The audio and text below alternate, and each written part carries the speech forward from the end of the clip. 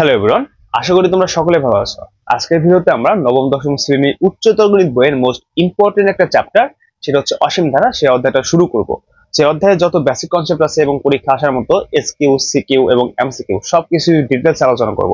যে অধ্যায়টা যদি ভাই তোমার আগে পরে করা নাও থাকে, তারপরে তুমি একটা ক্লাসের মাধ্যমে একদম এই অধ্যায়ে 100% প্রস্তুতি নিতে পারবা। ঠিক আছে? সো এই ক্লাসটা মনোযোগ সহকারে দেখো এবং দেখার পরে তুমি তোমার গাইড বা টেস্ট পেপার খুলে যে কোনো ম্যাথ তুমি সমাধান করতে পারবা, এটা গ্যারান্টি।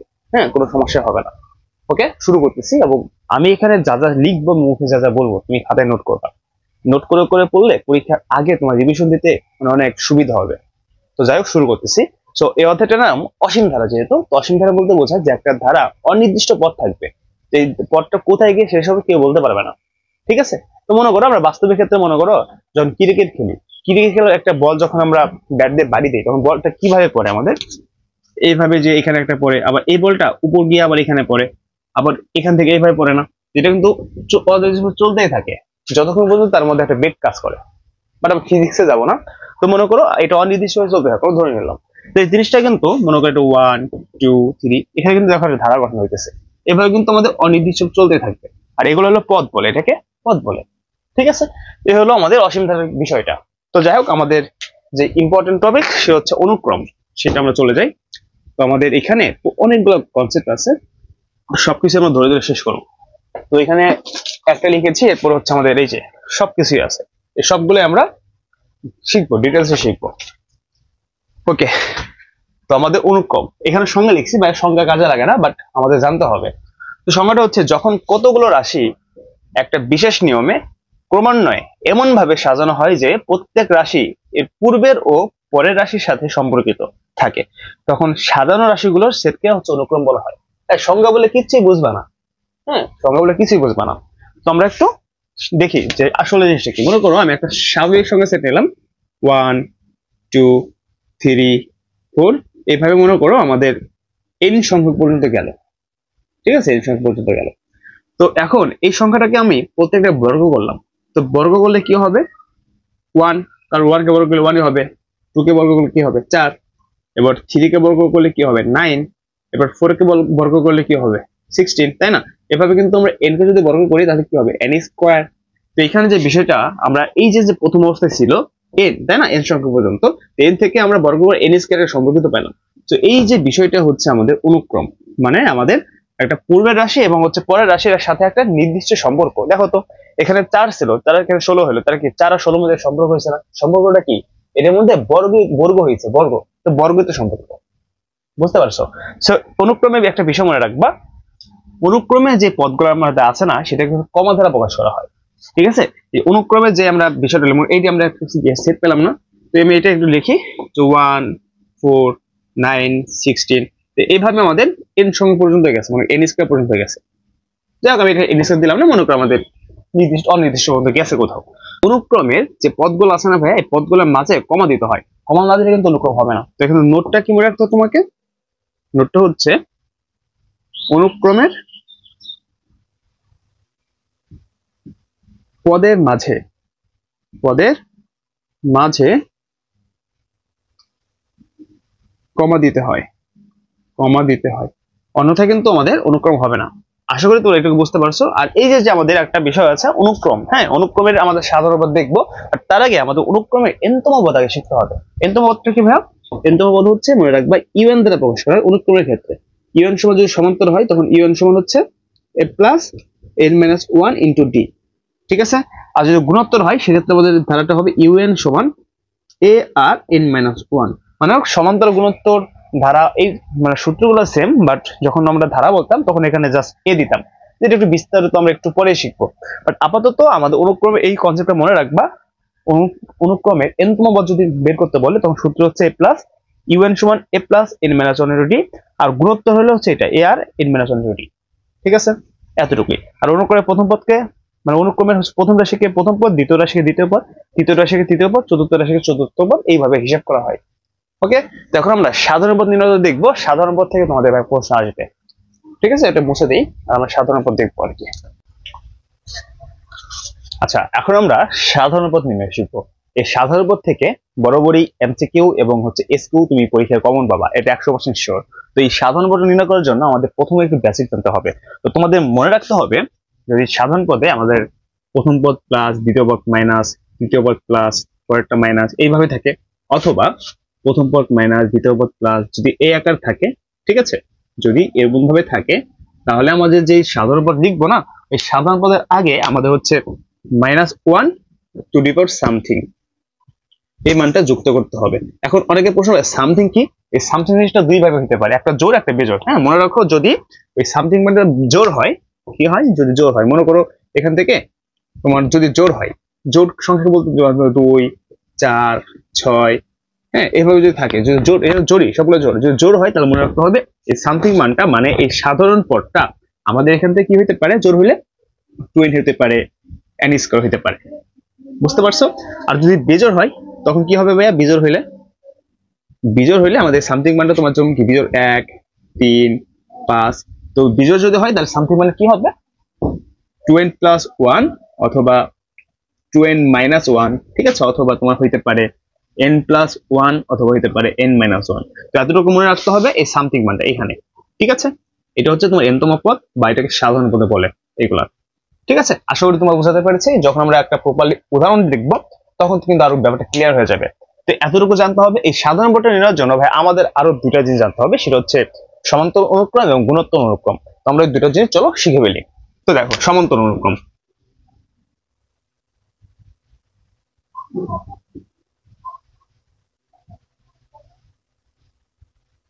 তো মনে করো আমরা একটা অনুক্রম লিখি, হ্যাঁ, মনে করো 2, তোমার হচ্ছে ধরো 4, হ্যাঁ, তারপরে 6, 8, এইভাবে আমি n তম পদ লিখলাম, n তম পদ বললো আর কি, হ্যাঁ, 2, 4, 6, 8 বলকে n তম পদ কত, ঠিক আছে। তো এখন প্রশ্ন হচ্ছে সমান্তর অনুক্রম এটা আমি কিভাবে বুঝবো? তো ভাই তোমাকে মনে রাখতে হবে যদি সমান্তর অনুক্রম সিস্টেমটা হচ্ছে পাশাপাশি যে দুইটা পদ আছে না, মানে পাশাপাশি পদগুলা, ওই দুইটা পদ বিয়োগ করবা। যদি বিয়োগ করলে আমাদের সাধারণ অন্তর যদি সেম হয় তাহলে বুঝতে হবে এটা সমান্তর অনুক্রম।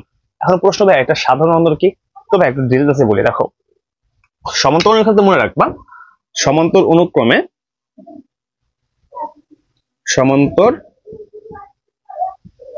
অনুক্রমে প্রথম পদ কে দ্বারা প্রকাশ করা হয়, তাহলে এ মানে হচ্ছে প্রথম পদ, এ মানে প্রথম পদ।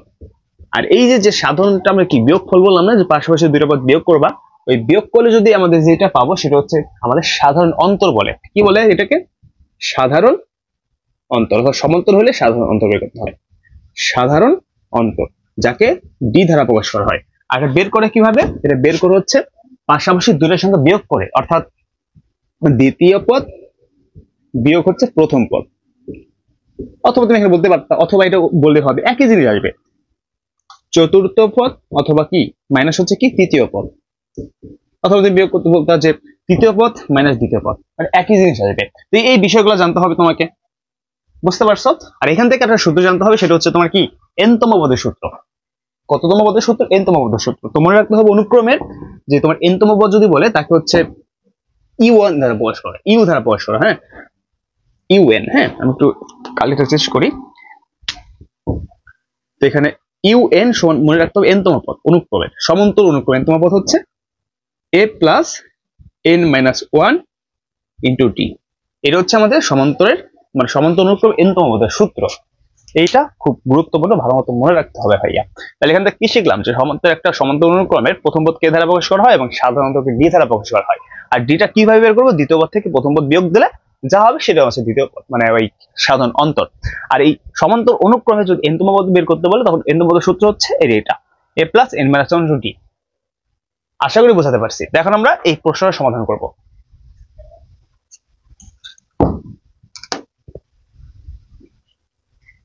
তো দেখো আমরা কিন্তু অলরেডি বুঝে গেছি যে এনতম পদের সূত্র কি আর এখান থেকে প্রথম পদ কোনটা। আমরা কিন্তু এই মাত্র জানলাম যে সমান্তর অনুক্রমের প্রথম পদকে এই দ্বারা প্রকাশ করা হয়। দেখেন এই সমান হচ্ছে প্রথম পদ কত? 2, বুঝতে পারছো?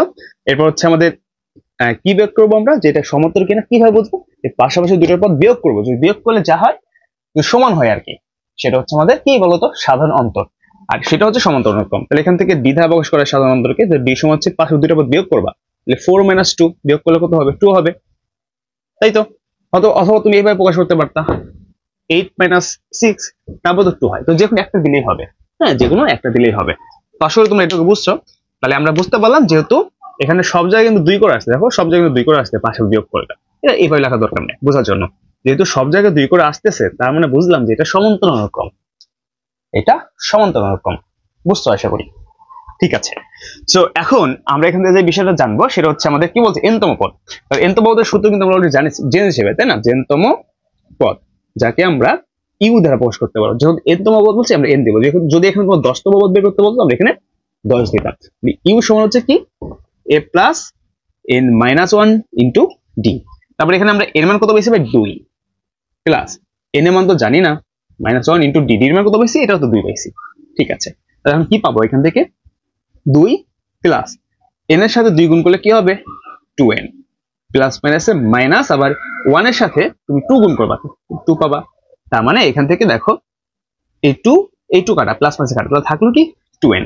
আর এটা হচ্ছে আমাদের এই সমান্তর অনুক্রমের n তম পদ। বুঝতে পারছো? এটা হচ্ছে আমার সমান্তর অনুক্রমের n তম পদ। ওকে, এখন তোমাকে এই মানটা দেখো, তোমাকে যদি বলতো ভাইয়া এখান থেকে দ্বিতীয় পদ কত হবে, দেখো দ্বিতীয় পদ মনে করো 2 না, তুমি এখানে n এর জায়গায় 2 বসাই, দেখো 2 2 4, এই দেখো আমাদের দ্বিতীয় পদ, প্রথম পদ দ্বিতীয় পদ 4। এখন তোমাকে যদি বলতো ভাইয়া এখান থেকে পঞ্চম পদ কত হবে, তাহলে এখানে তুমি কত বসাইতা? 5 বসাইতা। 5 2 10 হইতো, এই দেখো তাহলে এখানে কিন্তু আমাদের 10। বুঝতে পারছো? আর এই n তম পদ আর এখানে যে বের হলো এটাই কিন্তু আমাদের n তম পদ। আর n তম পদকে হচ্ছে সাধারণ পদ হিসেবে গণ্য করা হয়, অর্থাৎ সাধারণ পদের ফলাফলকে এইভাবেই বের করতে হয়। ঠিক আছে, আমরা একটু বেটার অপশন শিখবো। তো আমাদের সমান্তর অনুক্রমটা আশা করি তোমরা সবাই বুঝতে পারছো। এখন আমরা শিখবো গুণোত্তর অনুক্রম। তো আমি এটা একটু মুছে দেই।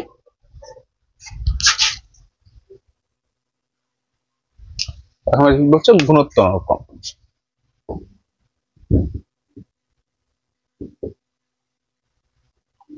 দেখো এখানে একটা প্রশ্ন দিল, ধরো 2 4 তারপর হচ্ছে 8 16, এভাবে বললো n তম পদ কত হবে। তো একটু একটু বেসিক শিখি আগে গুণোত্তর অনুক্রমে। তো মনে রাখতে হবে গুণোত্তর অনুক্রমের বেসিকটা হচ্ছে আমাদের আগের মতোই। হ্যাঁ, প্রথম পদকে এ দ্বারা প্রকাশ করা হয়, প্রথম পদ হচ্ছে এ দ্বারা প্রকাশ করা হয়। কিন্তু ওইখানে আমরা কি বের করছিলাম? সমান্তরের ক্ষেত্রে পাশাপাশি দুটো পদ বিয়োগ করছিলাম। কিন্তু জানতে হবে তোমাদের গুণোত্তরের ক্ষেত্রে পাশাপাশি পদ দুটো বিয়োগ না, গুণোত্তরের ক্ষেত্রে পাশাপাশি দুটো পদ কি করতে হয়? ভাগ করতে হয়। তো মনে রাখতে হবে এই সাধারণ অনুক্রমের ক্ষেত্রে আমাদের সাধারণ অনুপাত বের করতে হয়। আর অনুপাতটা যদি সব জায়গায় সমান হয় তাহলে বুঝতে হবে সেটা গুণোত্তর। তাহলে সাধারণ অনুপাতকে মনে রাখতে হবে আর দ্বারা প্রকাশ করা হয়। কি দ্বারা প্রকাশ করা হয়? আর দ্বারা। আর এটা আমরা কিভাবে বের করব? এটা আমরা বের করব হচ্ছে তোমার পাশাপাশি দুইটা পদ ভাগ করতে হয়। যেমন 4 ভাগ 2, তাহলে কত আসলো? 2 আসলো।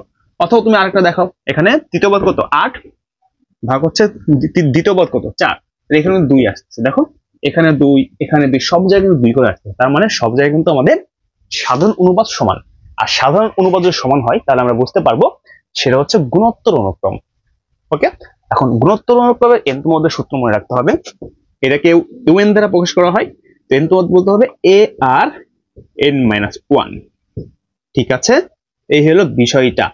এখন আমাদের যেহেতু বলছে n তম পদ কত হবে, এটা হচ্ছে আমাদের সূত্র, এটা আমাদের সূত্র। কিন্তু এই ধারাটার মানে ধারা বলছে সরি, আচ্ছা ধারার কথা শুধু মানে বলে ফেলাইছি। এই গুণোত্তর অনুক্রম সমান্তর অনুক্রম ধারা বিষয়টা একরকমই। শুধু ধারার মধ্যে হচ্ছে আমাদের প্লাস দিতে হয়, মাইনাস দিতে হয়, আর অনুক্রমে জাস্ট কমা দিতে হয়। তো আমরা ধারার কনসেপ্ট শিখবো একটু পরে, বাট এটা আগে একটু শেষ করি। একই জিনিস, একই জিনিস। তো দেখো তাহলে এখন যেহেতু আমাদের এটার n তম পদ বের করতে বলছে, তখন এটা বের করব। এটা তো জাস্ট সূত্র, জাস্ট সূত্র, তখন এটা আমরা বের করবো। এখন চলো উত্তরটা করে রাখি। ওকে সরি, দেখো তাহলে এখানে আমরা জানি সলিউশনটা কি হবে। প্রথম পদ কি হবে? প্রথম পদ এর সমান হচ্ছে কত? 2, এবং সাধারণ অনুপাত, এখন কিন্তু গুণোত্তর অন্তর বলা যাবে না, সাধারণ অনুপাত। সাধারণ অনুপাত কি দ্বারা প্রকাশ করা যায় না? আর দ্বারা প্রকাশ করা হয়। কিভাবে বের করা হয়? দ্বিতীয় পদ ভাগ প্রথম পদ, তাহলে 4 ভাগ 2 সমান কত? 2। যাই হোক সব জায়গায় 2 করে আসবে, যদি সব জায়গায় সেম থাকে তাহলে এটা গুণোত্তর অনুক্রম। আচ্ছা এখন আমরা n তম পদ বের করবো। n তম সূত্র কি ভাইয়া? n তম পদ un, এখানে n থাকলে এখানে n, এখানে 10 থাকলে 10। ঠিক আছে, un সমান হচ্ছে a r to the power n minus 1। ঠিক আছে, এখন এর মান কত পাইছি? 2 পাইছি। 2 আর এর মান কত পাইছি? 2, আর এর উপরে আছে n মাইনাস 1। এখন এটাকে একটু গুণ করতে হবে আমাকে, 2 ইন্টু, এখন এই 2 পাওয়ার n টা আছে আমরা এইভাবে লিখতে পারি 2 two the power n into 2 two the power inverse n। এটা কিন্তু সূচক ও লগারিদমের একটা বেসিক, ঠিক আছে। এইভাবে এই বেসিকটা একটু দেখো, এখানে যদি আমাদের থাকতো a m মাইনাস হচ্ছে n, তো এটাকে আমি লিখতে পারতাম হচ্ছে a m into a two the power inverse n, এভাবে লিখতে পারতাম। যাই আমরা তো বেশি দূর যাচ্ছি না, এই বিষয়টা আসলে তোমরা বুঝতে পারছো। এখন এখানে কি লেখা যাবে 2 ইনটু 2 পাওয়ার n ইনটু 2 ইনভার্স 1 মানে লেখা যাচ্ছে 1/2। এটা তোমার এটা আরেকটা বেসিক সূচক লগারিদমের। a ইনভার্স 1 যদি থাকতো লিখতে পারতাম 1/a, n ইনভার্স 1 যদি থাকতো লিখতে পারতাম 1/n। এখানে আমাদের কি আছে 2 ইনভার্স 1, তা আমরা লিখতে পারবো 1/2। এখানে 2 ইনভার্স 2 থাকতো আমরা লিখতে পারতাম 1/2 স্কয়ার, মানে কত 1/4। এগুলো আমাদের জানতে হবে জাস্ট, ঠিক আছে। ওকে, সো আমরা এখান থেকে দেখো লিখতে পারি, এখান থেকে এই যে 2টা না, এই 2টা যদি 1 এর সাথে গুণ হইতো তাহলে কি 2/2 মানে 1 হইতো, আর তুমি এখান থেকে 2 কেটে দিতে পারতা, তাহলে এখানে কি থাকতো 2 টু দি পাওয়ার n। আমার এটাই কিন্তু অ্যান্সার। এখন যদি একটু মিলাও তো দেখো তো n এর মান মানে প্রথম পদ, এটা প্রথম পদ মানে 1, এখানে যদি তুমি n এর মান 1 বসাতে তাহলে 2 পাওয়ার 1 মানে কত 1। আমরা জানি 2 এর পরে যদি 0 থাকে তার মানে 1, যদি 100 এর উপরে 0 থাকে তার মানে 1, কিন্তু এটা বেসিক। আবার 2 এর উপরে 1 মানে কত 2ই তো। তাহলে যদি এখানে আমরা n এর মান কত 1 বসাই তাহলে কিন্তু 2 হবে। n এর মান যদি 2 বসাই তাহলে কি হবে বিষয়টা 4 হবে, এরকম 4। এর মান যদি 3 বসাই মানে তৃতীয় পদ 1 2 3, তৃতীয় পদ কত 8 না, দেখো এই যদি তৃতীয় পদ 3 বসাই তাহলে 2 পাওয়ার কিউব তাহলে কত হইতো 8 হইতো। সো আশা করি তোমরা গুণোত্তর অনুকরণটা ভালো মতো বুঝতে পারছো। একদম বেসিক থেকে অ্যাডভান্স যা যা লাগে সবকিছু কিন্তু ভাই কভার করে দিচ্ছি। তো এখন হচ্ছে আমাদের মেন আলোচনা, সাধারণ পদ বের করবো। এইগুলো কিন্তু সাধারণ পদ, এগুলাই কিন্তু আমাদের তো পরীক্ষা এত সহজটা আসবে না, তাই তো আমাদের একটু কঠিনটা শিখতে হবে। ওকে, এখন পরীক্ষা যেভাবে আসবে আমরা সেভাবে শিখবো, একটু আমরা মুছে দিই। ওকে, তো আমরা এই অঙ্কটা এখন সমাধান করব। এই অঙ্কটা আমরা দুই ভাবে সমাধান করব। প্রথমে আমরা কিভাবে এমসিকিউতে দেখা মতো সমাধান করতে পারবো সেটা শেখাবো, এবং পরবর্তীতে দেখাবো কিভাবে শর্ট কোশ্চেনের জন্য সমাধান করবা। তো এখন আমরা এমসিকিউর জন্য কিভাবে দেখা মতো সমাধান করবো সেটা দেখবো।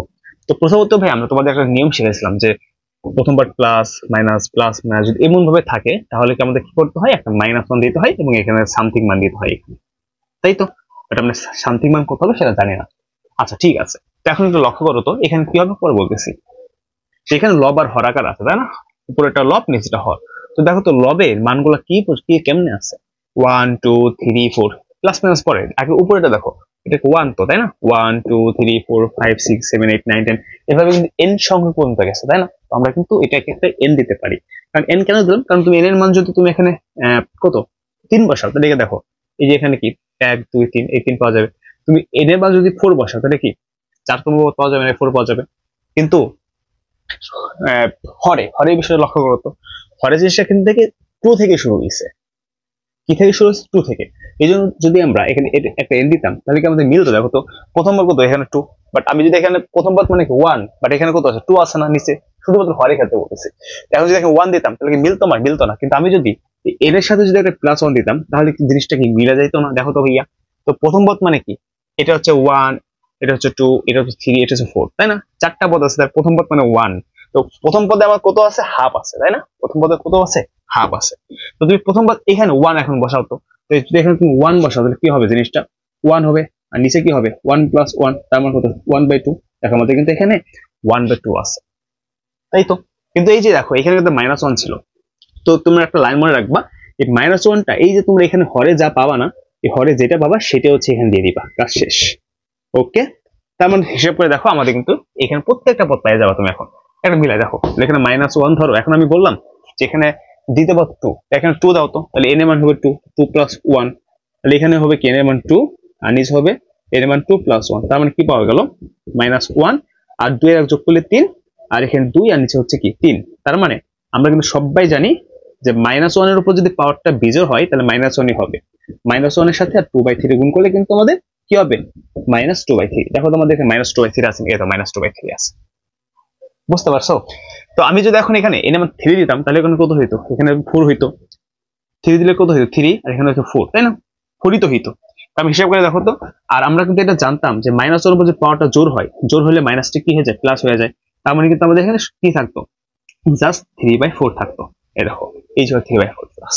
সো আশা করি তোমরা এটা বুঝতে পারছো যে এটা কিভাবে আমরা এমসিকিউ শর্টকাটে বুঝতে পারবো। যে প্রথমবার তুমি দেখবা উপরে লবের গুলা কি আমাদের 1 2 3 এক করে বৃদ্ধি পাইতেছে, মানে n সংখ্যাটা আছে এখানে। যদি n সংখ্যা পর্যন্ত থাকে এবং প্রথম পদ যদি 1 হয় তাহলে তুমি এখানে n দিবা। আর একটু হরে যাবে। এখন হরের পরটা যদি দেখো 2 থেকে শুরু হয়েছে, তাহলে তুমি হিসাব করবা যে 2 থেকে শুরু হয়েছে, n এর মান যদি আমরা 1 দেই, মানে n দেই, তাহলে ওর সাথে যদি আমি 1 যোগ করি তাহলে 2 পাওয়া যাবে না। মানে যদি এখানে 1 দিই তাহলে আমাদের 2 পাওয়া যাবে না, কিন্তু ওর সাথে যদি আমি যোগ 1 দিই তাহলে আমাদের n এর মান, মানে প্রথম পদ যদি 1 হয়, তো 1 1 যোগ করে 2, তার মানে আমাদের 2 পাওয়া যায়। তার মানে আমাদের বুঝতে হবে যে n+1 হচ্ছে আমাদের কি কাঙ্ক্ষিত এটার আনসার। আশা করি বোঝাতে পারছি। তো এখন আমরা কিভাবে ওই বেসিক ভাবে করব, শর্ট কোশ্চেন সেটা শিখবো। সরাসরি শুরু করতেছি। ওকে, তো তুমি একটু লক্ষ্য করো তো, এখানে হাফ, তার -2/3, 3/4, -4/5 এইভাবে আছে। আমাদের সাধারণ পদ বের করতে বলছে। আমাদের কি বের করতে বলছে? আমাদের সাধারণ পদ। আচ্ছা, সাধারণ পদ মানেই তো আমাদের n তম পদ, তাই না? n তম পদ না, n তম পদই তো। ঠিক আছে। আচ্ছা ভাই, আমরা শিখছিলাম কিন্তু একটু আগে কিন্তু শিখছিলাম যে আমাদের সাধারণ পদ বের করার জন্য যদি আমার প্রথমটা প্লাস মাইনাস এইভাবে হয়, তাহলে আমাদের সাধারণ পদের বের করার আগে যা যা হবে সাধারণ পদটা, তার আগে কি যুক্ত করতে হইতো? -1 টু দি পাওয়ার সামথিং। তোমাদের কি মনে আছে? তো মনে আছে। এখানে একটু হিসাব করো তো, দেখো তো প্রথমটা হাফ, কিন্তু হাফটা কি প্লাস, তো হাফটা তো প্লাস। প্রথমটা প্লাস, তারপরটা কি মাইনাস, এটা প্লাস এটা মাইনাস, এটা কি এইভাবে আছে না? তার মানে আমরা এখানে প্রথম কি যুক্ত করবো? -1 সামথিং কিছু মান, সামথিং কিছু মান। বাট সামথিং মানটা কত সেটা কিন্তু জানি না। সেটা কি জানি আমরা? সেটা জানি না। তো জানি না মানে এটা আমরা এইভাবে রেখে দিব আপাতত। এটা আমরা এইভাবে রেখে দেবো। এখন আমাদের এটার n তম পদ বের করতে হবে, মানে সাধারণ পদ বের করতে হবে। তো একটু লক্ষ্য করো তো, আমরা এখানে মানে যেটা ভগ্নাংশ আকার আছে তার মানে উপরে গুলাকে বলে লব, নিচে গুলাকে বলে হর। লব হর। তো একটু লবের দিকে লক্ষ্য করো। প্রথমে 1 2 তারপরে 3 4 আছে। তার মানে এখানে কিন্তু প্রথম পদ কত? 1, তাই না? প্রথম পদ 1। আবার এই যে হরের ক্ষেত্রে লক্ষ্য করো তো 2 3 4 5 আছে। তো এখানে প্রথম পদ কত? 2। তাইলে এখান থেকে আমরা ওই সমান্তর এবং গুণোত্তর দুইটা কনসেপ্ট শিখছিলাম। তো এখানে কিন্তু সমান্তর হচ্ছে, আমরা দেখে বুঝতে পারতেছি। কারণ তুমি এখান থেকে 2 থেকে 1 বাদ দেবা, কি থাকবে? সাধারণত কি থাকবে? 1 থাকবে। 3 থেকে 2 বাদ দিবা, সাধারণত কত থাকবে? 1 থাকবে। 4 থেকে 3 বাদ দিলেও 1। আবার নিচেটা লক্ষ্য করো, হরে 3 থেকে 2 বাদ দিলেও 1 থাকে, 4 থেকে 3 বাদ দিলে 1 থাকে, 5 থেকে 4 বাদ 1 থাকে। তার মানে বুঝতে পারতেছি এটা কি সমান্তর অনুক্রম, তাই তো? গুণোত্তর, গুণোত্তর হয়নি দেখো তো। তুমি 2 থেকে 1 কে ভাগ করো, কত হয়? 2 হয়। আবার 3 থেকে 2 কে ভাগ করলে কি 2 হবে? আশা করি তুমি এটা ভালো মতো বুঝছো, তোমাদের মাথায় ঢুকছে এটা। যাই হোক, তো আমরা যেহেতু দুইটা বার আছে লব আর হর, আমরা একটা কাজ করবো এখান থেকে সামথিং মানে পরে দেবো, এটা পরে দেবো, এটা আপাতত আমরা রেখে দেবো, পরে দেবো এটা। তো যেহেতু এটা দুইটা পার্ট, তো আমরা প্রথমে দুইটা সূত্র লিখবো, a plus n-1 into D, আবার নিচে ক্ষেত্রে সেম সূত্র লিখবো। ওকে, বুঝতে পারছো আশা করি। এখানে যে মানটা অ্যান্সার হবে সেটা আমি পরে বসাবো, এমনি আপাতত রেখে দাও। ওকে, তো এখানে -1টা যেমন আছে সেমনি রেখে দেবো, কোনো পরিবর্তন করবো না এটাকে। এখন তাহলে এই প্রথম ক্ষেত্রে দেখো তো এর মান কত আছে ভাই? 1। এর মান তো 1, এখানে আমরা 1 বসাবো, প্লাস n এর মান জানি না, আর ডির মান কত? ডির মান তো 1, তাই না? এই যে পাশের দুটো আবার বিয়োগ করতে হইতো, এটা মুখোমুখি করবা, এটা ওই খাতায় বের করতে হবে না যে সাধারণত এত এমনি বের করতে হবে, মুখোমুখি করবা। 2 থেকে 1 বাদ কত হয়? 1। 3 থেকে 2 বাদ 1, তার মানে আমাদের ডির মান কত? 1। নিচের ক্ষেত্রে এর মান কত? 2 প্লাস n এর মান কত জানি না, n -1 থাকলো, আর ডির মান কত দেখো তো? 3 থেকে 2 বাদ 1 থাকে, 4 থেকে 3 বাদ 1 একই থাকবে, তাই। ওকে, সো এখানে কি পেলাম দেখো তো? এখানে আমাদের যা ছিল তাই, কোনো পরিবর্তন করব না।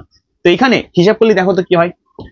1 প্লাস n এর সাথে 1টা গুণ করলে n হয়, প্লাস মাইনাসে মাইনাস 1 এর সাথে 1 গুণ করলে 1 হয়, ডিভাইডেড। আবার নিচে 2 প্লাস n এর সাথে 1 গুণ করলে 1, প্লাস মাইনাসে মাইনাস n এর সাথে, এই যে 1 এর সাথে 1 গুণ করলে কিন্তু 1। তার মানে আমাদের এখানে লিখি, দেখো তো কি হইলো? এখানে -1 থাকলো, আর এখানে 1, এই +1 আর -1 কাটাকাটি যায়, এটা একটা কাটা, তাহলে এখানে কি থাকে? n থাকে, ডিভাইডেড। এখানে এখানে কিন্তু n হবে এটা, হ্যাঁ, এটা কিন্তু n এর সাথে 1 গুণ করলে n, এখানে 2 থেকে 1 বাদ যায়, তাহলে 1 থাকে, তাহলে এখানে থাকলো n+1। সরি, তো মজার বিষয় হচ্ছে ভাইয়া, এই যে আমাদের যে এখানে হরে যা পাইলাম না, হরে যা পাইলাম মনে রাখবা, একটু ভালো মতো মনে রাখবা। যে প্রথম অঙ্ক হয়তো বা কঠিন লাগতেছে, বাট আমার মনে হয় না কঠিন লাগার কথা। হরে যা পাবো সেটা হচ্ছে আমাদের সামথিং এর মান, সেইটাই হচ্ছে আমাদের সামথিং এর মান। বোঝা গেল? তার মানে এই n+1টা হচ্ছে আমাদের সামথিং এর মান। তো তোমরা অ্যান্সার যখন বের করবা তখন হচ্ছে n+1 এখানে লেখা দিবা। কথা আসছে ক্লিয়ার কিন্তু? বুঝতে পারছো? বিষয়টা, এটা কিন্তু অ্যান্সার। এবার তুমি মিলাবা না যেটা যে অ্যান্সার হইলো, তো এটার সাথে মিলে কিনা। তবে দেখো আমাদের এখানে প্রথম পদ কত, এরকম প্রথম পদ, দ্বিতীয় পদ, তো প্রথম পদ মানে 1, দ্বিতীয় পদ মানে 2, তৃতীয় পদ 3, চতুর্থ পদ 4। তো এখানে প্রথম পদ 1, তো তুমি প্রথম পদ 1 বসাতো, এটা এখানে 1 বসাও। আমি এটা একটু মানে সিদ্ধ করি যে ঠিক আছে কিনা। আমাদের অ্যান্সার কিন্তু চলে আসছে। তুমি এখানে এন এ মান 1 বসাও, তো এখানে এন এর জায়গায় এখানে কি ছিল -1, তাই না? আর সামথিং এন এ মান কত 1 + 1, তাহলে এন এর জায়গায় 1 বসাবো, এন এ মান হচ্ছে 1, এন মান হচ্ছে 1, তাহলে কি দাঁড়ালো এখানে বিষয়টা -1 টু দি পাওয়ার 2 আর 1/2। আর আমরা কিন্তু সবাই জানি যে -1 এর উপরে যদি একটা জোড় সংখ্যা হয় তাহলে -1টা +1 হয়ে যায়। এখানে 1 থাকলো, এখানে হাফ, তাহলে 1 আর হাফ গুণ করলে কি হবে, হাফই তো হবে। দেখো আমাদের হাফ, বুঝছো? যদি এখানে আমরা দ্বিতীয় পদ মানে কত 2, যদি এখানে 2 বসাতাম তাহলে 2 এর 1 যোগ করলে 3 হইতো, 3 তো এখানে 3 হইতো। আর মাইনাসের বলে পাওয়ারটা কি হয়, বিজোড় হয়, সেক্ষেত্রে মাইনাসটা কি হয়, মাইনাসটা মাইনাস থেকে তাহলে -1 হইতো এখানে। আর এখানে কি হইতো তাহলে তোমার এখানে হচ্ছে 3 হইতো, তাই না? আর এখানে কি হইতো তোমার এর মান কত 2, 2 এর 1 কত 3 তো না, সরি এখানে 2 ছিল, তো 2 হইতো এখানে, আর এখানে 2 এর 1 3, তাহলে এখানে হইতো তোমার 2 আর এখানে 3, তাহলে এখানে আমাদের কিন্তু 2/3 হইতো। তার মানে এখানে এই যে -2/3, এরকম -2/3। আশা করি তোমরা সাধারণ পদ বের করা বুঝতে পারছো। এখন আমরা এই সাধারণ পদের আরো কিছু স্পেশাল ম্যাথ দেখবো, এটা হচ্ছে গুণোত্তরের ক্ষেত্রে। আমরা তো একটু সমান্তর দেখলাম, সমান্তর গুলো একটু প্যাটার্ন হবে, এটা স্বাভাবিক। এখন গুণোত্তর এটা দেখবো, এটা মুছে দিই আমরা। ওকে ওকে, এখন আমরা এই অঙ্কটার সাধারণ পদ বের করবো। তবে এটা সমান্তর না গুণোত্তর তোমরা বলো তো কমেন্টে, স্কিপ করে ভিডিওটা মানে একটু পজ করে বলো এটা গুণোত্তর নাকি সমান্তর। তো আসলে তোমরা অ্যান্সার জানাই দিছো কমেন্টে। তো এটা হচ্ছে কি আমরা গুণোত্তর ধারা। ভাই কেমনে বুঝলাম গুণোত্তর ধারা? কারণ আমরা দেখতেছি যে উপরের পদটা আছে অনুক্রম ধারা বলে ফেলাছে, কারণ ধারা অনুক্রম একই জিনিস কিন্তু প্লাস মাইনাস, কিন্তু এরকম গুণোত্তর অনুক্রম, হ্যাঁ যেহেতু প্লাস নাই মাইনাস নাই কমাস, গুণোত্তর অনুক্রম, ঠিক আছে? তো এটা কিভাবে হলো দেখো, একটা জিনিস লক্ষ্য করো, এটা কিন্তু প্রপারলি কিন্তু অনুক্রম হয় নাই। কারণ এখানে লবের পদগুলো একটু লক্ষ্য করো তো, এখানে এখানে কি আছে, আচ্ছা এখানে কি এখানে 2 হবে, হ্যাঁ এখানে 2 হবে, মিস্টেক হয়ে গেছে, এখানে 2 হবে বিষয়টা 1 2 3, এখন ঠিক আছে। ওকে দেখো, তাহলে এখানে বিষয়টা হচ্ছে এরকম, এগুলো লক্ষ্য করো তো। প্রথম আমাদের এখানে লবে হচ্ছে আমাদের 1 আর হরে হচ্ছে 5, 1 2 3, আবার নিচে কি 5 এর উপর তো 1 আছে এখানে, তাই না? 1 দিতে হয় না, বোঝা নিতে হয়। তাহলে 5 1 5 2 two the power 2 5 two the পাওয়ার 3, এইভাবে কিন্তু আছে বিষয়টা।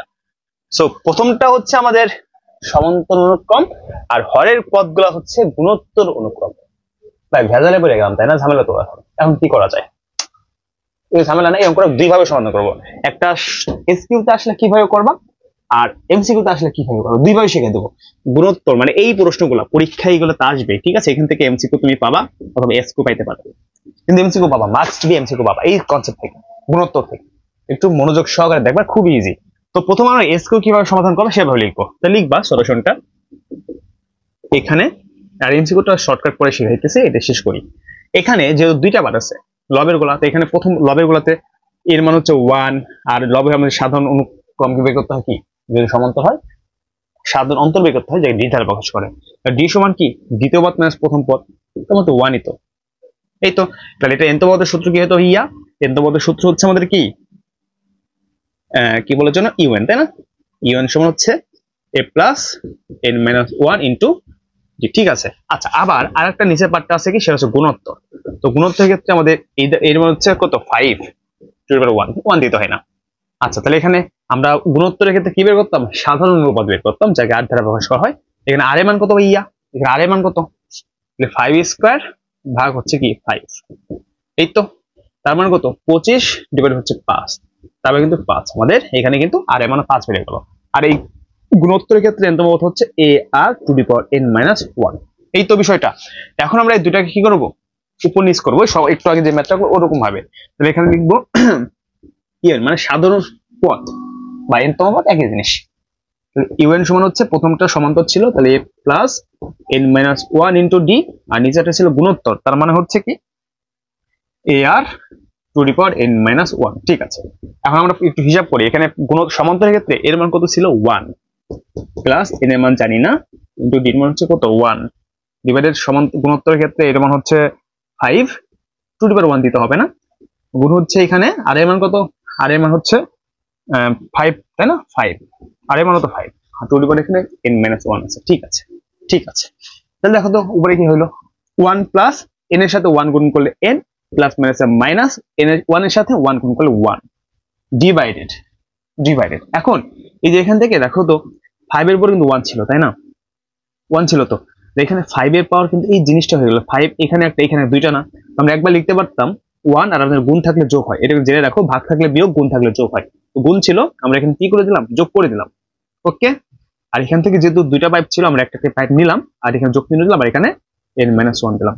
তো তোমরা বিষয়টা কনসেপ্টটা ভালো মতো বুঝতে পারছো না, যখন বেসিক শিখেছিলাম একটু আগে তখন এটা এভাবে করিনি, তখন এটা আমরা করছিলাম অন্যভাবে, তখন করছিলাম হচ্ছে 5 ছিল গুণ এটাকে 5 two the power n into 5 two the power inverse এভাবে আমরা গুণ করে দিয়েছিলাম তাই না। আর সেখানে আমরা পরবর্তীতে 5 আর ইনভার্স 5 ইনভার্স 1 মানে কত 1/5, সেক্ষেত্রে আমাদের এই 5 এই 5 কাটাকাটি যাইতো, এখানে থাকতো তোমার n ইনটু 5 টু দি পাওয়ার, এইভাবে দিলে একই आंसर আসতো, এটা কিন্তু তোমার आंसर। এভাবে করলে হইতো, বা তুমি এটাকে এইভাবে করতে পারতা, উপরে আমাদের n প্লাস 1 মাইনাস 1 ডিভাইডেড, তুমি এইভাবে করতে পারতা। হ্যাঁ, এই ধরে এই লাইন থেকে এভাবে করতে পারতা। 5 যেহেতু গুণ চিহ্ন আছে না, গুণ থাকলে দিতে হয় যোগ। হ্যাঁ, তো আমি যেহেতু এখানেও 5 আছে, দেখো 5 এর উপরে কিন্তু আমাদের কত পাওয়ার কত 1, কিন্তু 5টা আমাদের যেহেতু দুইটা আছে, দুইটা 5 না, দুটো 5 তো আমরা এই 5টাকে কমন নিতে পারি, মানে একটা নিতে পারি, একটা নিলাম, দুইটার ভিতরে একটা নিলাম, এক গুণ থাকলে দিলাম যোগ, তাহলে এখানে 5 এর উপর কত ছিল আমাদের পাওয়ার 1 ছিল, এই গুণের জন্য যোগ, আর এখানে 5 এর উপর কত ছিল n-1, তাহলে n-1, তাহলে এখানে কি থাকলো এই 1 এ 1 চলে যেত, তাহলে এখানে n ডিভাইডেড, দেখো 5 এই প্লাস 1 মাইনাস 1 কাটাকাটি দিত, তাহলে এখানে n থাকতো, একই आंसर আসতো, যেভাবে করবা সেভাবে একই आंसर। বাট এখন তোমার দুইটার ভিতর যেটা ভালো লাগে সেটা করবা, বুঝছো। এটা হলো আমাদের এই সাধারণ পদের গুণোত্তরের অনুক্রমের ক্ষেত্রে।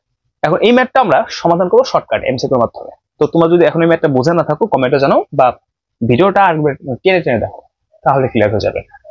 ঠিক আছে, এখন আমরা একটু এমসিকিউর মাধ্যমে কিভাবে শর্টকাট করে সেটা দেখাই তোমাকে। দেখো এমসিকিউ এখন দেখো, এখন দেখবো আমরা এমসিকিউর জন্য, এটা একটু খাতায় ভালো মতো নোট করবা। ওকে, দেখো ভাই একটু লক্ষ্য করো তো, প্রথমে 1 2 3 এভাবে কিন্তু বৃদ্ধি পাচ্ছে, কোথায় যে বৃদ্ধি পাইছে কি বলতে পারবা, যেটা অসীম পদ পর্যন্ত, অসীম ধারা, তারপর অসীম পদ পর্যন্ত বৃদ্ধি পাইতেছে, মানে 3 এর পর কিন্তু দেখো ডট ডট ডট কোথায় যে থামবে তাই নাই, তার মানে কি আমি বলতে পারি n তম পদ পর্যন্ত বৃদ্ধি পাইতেছে, মানে n সংখ্যক পদ পর্যন্ত বৃদ্ধি পাইতেছে, তার মানে কি প্রথম n দিতে পারি। আর নিচেটুকু লক্ষ্য করো তো, মানে হরে এখানে 5 5 5 5 মানে সব জায়গায় কিন্তু 5 করে আছে, 5 না, আর উপরে গুলো কি 1 2 3 4 5, এটা কিন্তু n তম পদ পর্যন্ত বৃদ্ধি পাচ্ছে, আমি এখানে n দিলে তো কাজ শেষ শেষ, বুঝতে পারছো। এই হলো আমাদের গুণোত্তর অনুক্রমে এমসিকিউ শর্টকাট। আবারও বলি, একটু লবের দিকে লক্ষ্য করবা, 1 2 3 4 এটা n তম পর্যন্ত বৃদ্ধি পাইতেছে, আমরা এখানে আমরা প্রথম পদ কি দিতে পারি, মানে n তম পদ পর্যন্ত দিতে পারি, ডিভাইডেড এখানে 5 কিন্তু সব জায়গায় আছে, আমরা 5 দিলাম, আর উপরে পাওয়ারটা কত দেখো 1 2 3 4, এটা কিন্তু n পর্যন্ত বৃদ্ধি পাইতেছে অসংখ্য, তার মানে আমরা কিন্তু এখানে 2 দি পাওয়ার n দিতে পারি। এখন তুমি হিসাব করে দেখবা আমাদের এই মানগুলো বেরোয়। তো আশা করি তোমরা সাধারণ পদের কনসেপ্টটা ভালো মতো বুঝতে পারছো। আমরা আরো কয়েকটা ম্যাথ সমাধান করবো এখন। ওকে, তো আমরা আরো একটা ম্যাথ সমাধান করবো। এই ম্যাথটা বলা হয়েছে যে এই অনুক্রমটি দশম পদ, 15তম পদ এবং 8তম পদ বের করো। এই প্রশ্নটা দুই ভাবে সমাধান করা যায়, আমি সব থেকে সহজ ওইটা সমাধান করার চেষ্টা করছি। দেখো তো প্রথমত একটু লক্ষ্য করো তো ভাই, এই ধারাটাকে, সরি শুধু ধারা বলতেছি, এটা অনুক্রম, মানে ধারার অনুক্রম প্রায় এক জিনিস, ঠিক আছে, মানে মুখে মাঝে মাঝে বের হয়ে যায়, দুঃখিত।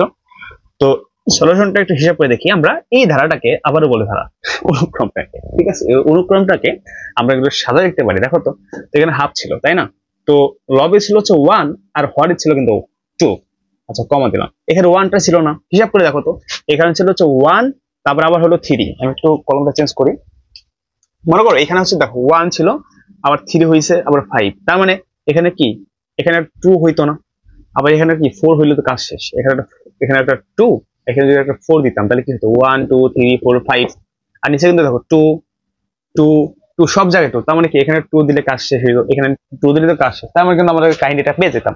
তো এই ধারাটাকে আমরা একটু মানে এইবার সাদা লিখবো। হ্যাঁ, এখানে 1/2 লিখলাম, যেহেতু প্রথম পদ ছিল, দ্বিতীয় পদ 1 এর পর কত 2 হয় না, তো আমরা যদি এখানে 2/2 লিখতাম তাহলে কি 2/2 মানে কত 1ই তো লিখতে পারতাম। আবার এখান থেকে তৃতীয় পদ কি ছিল, যা ছিল তাই 3/2। ওকে, চতুর্থ পদে আবার 2 ছিল, তো আমরা এই 1 2 3 তারপর কত 4 হইতো না 4, আর নিচে সব জায়গায় 2, তার মানে এখানে 2 দিতে হবে, আর 4 কে 2 দ্বারা ভাগ করলে কত 2 তো হইতো, কি মজা না বলো, সেই মজা কিন্তু। আর পরেটা যা ছিল তাই 5/2, এভাবে আমাদের যা ছিল তাই শেষ। তো আমরা ধারাটাকে সাজাইলাম। তা ভাই একটা জিনিস লক্ষ্য করো, এখন আমাদের উপরেরটা কিন্তু সমান্তর অনুক্রম 1 2 3 4 5 এক করে বৃদ্ধি পাইতেছে, তাই না? এখানে তোমার প্রথম পদ হচ্ছে কত 1, আর সাধারণ অন্তর ডি সমান কত 2 - 1 মানে 1 ই তো, তাই তো? এখানে আমাদের এই n তম পদ কত হইতো, n তম পদ কত হইতো, তাহলে a plus n minus 1 into কি ডি হইতো। এখানে এর মান কত ছিল 1 প্লাস এর মান কত জানি না ইন্টু ডি, তাহলে ডি এর মান কত, এখানে ডি এর মান তো পাইছি 1, তাহলে এখানে কি পাইতাম ভাইয়া, এখানে কি পাইতাম, এখানে আমরা পাইতাম হচ্ছে 1 প্লাস n এর সাথে 1 গুণ করলে n প্লাস মাইনাস 1 আর 1 গুণ করলে 1, তার মানে এখানে আমরা প্লাস মাইনাস 1 কাটাকাটি যেত, এখানে n থাকতো। এই তো মানে প্রথমের ক্ষেত্রে আমরা n পাইতাম, তাই তো? বাট এখানে যেহেতু দুইটা বার, নিচে কিছু 2 ছিল না, নিচে কিছু 2 ছিল, তার মানে প্রত্যেকটা 2 দিয়ে দাও, এখানে 2 দিয়ে দাও, সব জায়গায় নিচে 2 ছিল 2 দিয়ে দাও, তো 2 শেষ। তার মানে আমরা এখানে কি n তম পদ বা সাধারণ কি বলে সাধারণ পদ কত পেলাম n/2 পেলাম। এখন আমাদের প্রশ্ন বের করতে কত বলছে, 10 তম পদ বের করতে বলছে না, 10 তম পদ কত হবে, 10 তম পদ মানে অনুক্রমে 10 তম পদ, তাহলে কি হবে u10, তাহলে u10 সমান কত হবে, আমরা এখানে n তম পদ কত কত পাইছি n/2, তাহলে n এর জায়গায় 10 দিলে তো হয়ে যায়, কত 5 শেষ। আবার এখানে তোমার কত 15 তম পদ দিছে না, 15 তম পদ, তাহলে এখানে u15, তাহলে কত হবে, তাহলে এখানে 15 ভাগ হচ্ছে 2, তাহলে এটাই রেখে দেবা। এরপর 8 তম পদ, তাহলে 8 তম পদ কত হবে ইউ আর, তাহলে এখানে n এর জায়গায় 8 দিবা আর নিচে 2 শেষ। এই হলো তোমাদের সমাধান। দেখো ভাই কত মজা কিন্তু আমরা এটা বের করতে পারলাম, বুঝছো তো? এখানে আমরা ইউ কেন দিলাম, কারণ এখানে তো আমাদের লব আর হর দুইটাই ছিল, এই জন্য আমরা প্রথমে কিন্তু এই 2টা দিয়ে নেই। হ্যাঁ, যেহেতু 2টা ছিল সব জায়গায় 2 2 2 2 2 সব জায়গায় 2 ছিল। আচ্ছা আরেকটা দিন, এখানে 2টা কিন্তু কোথায় ছিল দেখো তো, n তম পদ পর্যন্ত ছিল না। হ্যাঁ, এটা কি n তম পদ পর্যন্ত ছিল না, তো আমরা কিন্তু এটাকে এভাবে লিখতে পারতাম, তাই তো? দেখো তো মিলছে নাকি?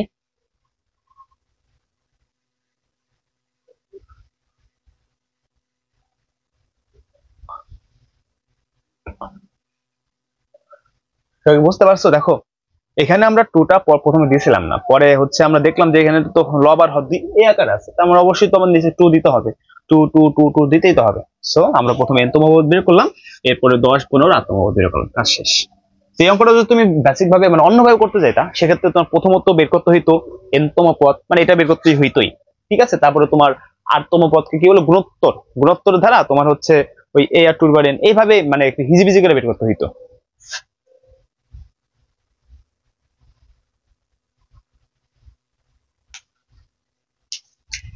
এগুলো যদি আমরা অন্যভাবে সমাধান করতাম, তখন কি করতে হইতো, তখন তোমাকে এই যে এই লাইনটা করতে হইতো না, ঠিক আছে? এই লাইনটা করতে হইতো না, তুমি এইটা ধারে সমাধান করতাম, যেখানে তোমার প্রথম পদকে এই ধারে হতো আর সাধারণ অন্তর বের করতে হইতো। সেক্ষেত্রে সাধারণত দ্বিতীয় পদ থেকে প্রথম পদ বিয়োগ করতাম, তাহলে 1 - হাফ, এখানে বিয়োগ করলে কত হইতো 2 2 - তাহলে হাফ, তো এখানে আমাদের আত্মম পদ হাফ পেয়ে যেত, মানে সরি ডির মানও হাফ পেয়ে যেত, মানে এটা 1 আসতো না যদি ওইভাবে করতে যেতাম, বাট আমরা ওইভাবে করতেছি না, ওইভাবে শুধু ঝামেলা এবং টাইম বেশি লাগবে। এমসিকিউ তো আসলে তোমরা এইভাবে বের করবা, ঠিক আছে? এমসিকিউ তো আসলে এইভাবে বের করবা। সো আশা করি তোমরা বুঝতে পারছো ভাইয়া এই সমাধানটা। তো এই হচ্ছে আমাদের সাধারণ পদের টোটাল কাহিনীগুলো। তো যদি কোথাও কোনো কিছু বোঝা না থাকো কমেন্টে জানাবা, আর আমার যদি কথায় কোনো বা কোথাও যদি ভুল হয় না যদিও, বাট কথার মাধ্যমে ধারা কোনো ক্রম বলছি বা প্লাস মাইনাস মানে কিছু একটা মিস্টেক এরকম হয়েছে, হ্যাঁ, এগুলো ক্ষমা দৃষ্টিতে দেখবা। সো আমরা নেক্সট টপিক শুরু করব। তো ভাইয়ারা এখন আমরা দেখব ধারা। তো ধারা হচ্ছে দুই প্রকার, একটা গুণোত্তর ধারা, একটা সমান্তর ধারা। তো অলরেডি কিন্তু ভাই আমরা অনুক্রম শিখেছি, তাই না?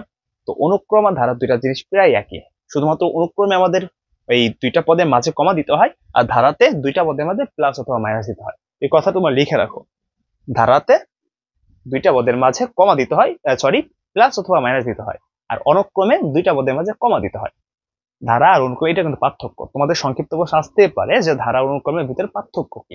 তো সব থেকে বড় পার্থক্য এটাই যে ধারাতে তোমার প্লাস মাইনাস দিতে হয় দুইটা পদের মাঝখানে, আর কি বলে এটাকে অনুক্রম, অনুক্রমের ক্ষেত্রে দুইটা পদের মাঝে জাস্ট কমা দিতে হয়, এতটুকুই। তো আমরা ধারা শুরু করতেছি। তো ধারাটা দুই প্রকার, আমরা সমান্তর অনুক্রম এবং গুণোত্তর অনুক্রম শিখেছি যদিও, তো ওই একই জিনিস ভাইয়া, একই জিনিস, জাস্ট প্লাস অথবা মাইনাস দিব। তো আমরা শুরু করি। দেখো তো সমান্তর ধারা, সমান্তর ধারা, ঠিক আছে? তো মনে করো আমরা একটা এক্সাম্পল নেই, 2 + 4 + 6+8+ এবার ডট ডট ডট আছে। এখন তোমাকে বললো n তম পদ কত, n তম পদ ও 10তম পদ কত, 10তম পদ কত। ঠিক আছে, দুইটা প্রশ্ন একসাথে বললো। তো এখানে একটু বেসিক অলরেডি জানি আমরা, তাহলে লিখে রাখো। এই সমান্তর ধারা প্রথম পদকে এ ধারা প্রকাশ করা হয়, প্রথম পদকে এ ধারা, এবং যেহেতু সমান্তর ধারা তাই এখানে সাধারণ অন্তর বের করতে হবে। একই জিনিস ভাই কনসেপ্টগুলো শিখছি আমরা একটু আগে। হ্যাঁ, ওই সমান্তর অনুক্রম গুণোত্তর অনুক্রম একই জিনিস একই জিনিস। তো সাধারণ অন্তরকে ডি ধারা প্রকাশ করা হয়। আর ডি কেমনে বের করে অলরেডি জানি, যে দুইটা পদ অর্থাৎ দ্বিতীয় পদ থেকে প্রথম পদ বিয়োগ করব।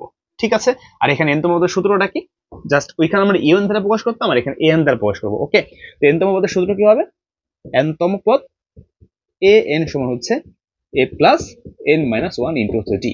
তো পার্থক্যটা কোথায়, অনুক্রমের বেলায় মানে সমান্তর অনুক্রম সেখানে আমরা ইউএন দ্বারা প্রকাশ করছিলাম, বাট সমান্তর ধারার ক্ষেত্রে আমরা এ এন দ্বারা প্রকাশ করব এন তম পদের সূত্র। এতটুকু এনাফ সমান্তর ধারা, এটা আগে জানতে হবে। আর একটা জানতে হবে, সেটা হচ্ছে এই সমান্তর ধারার হচ্ছে সমষ্টি সূত্র, অর্থাৎ এন তম পদের সমষ্টি যদি বলে সেই সূত্রটা মনে রাখতে হবে। সমষ্টিকে এস দ্বারা প্রকাশ করা হয়, তাহলে সমষ্টি যেহেতু এন তম পদ বলতে এখানে এস এন সমান দিবা। হ্যাঁ, এস এন সমান সেকেন্ড ব্র্যাকেট 2a+n-1 ইন্টু হচ্ছে ডি। এটা হচ্ছে আমাদের সমষ্টি ধারার এন তম পদের সূত্র। এতটুকুই তোমরা জাস্ট জেনে রাখবা, আর কোনো বেসিক নাই, এতটুকুই আমাদের জানতে হবে। ওকে, তো আমরা এখন এই ম্যাথটা সমাধান করব।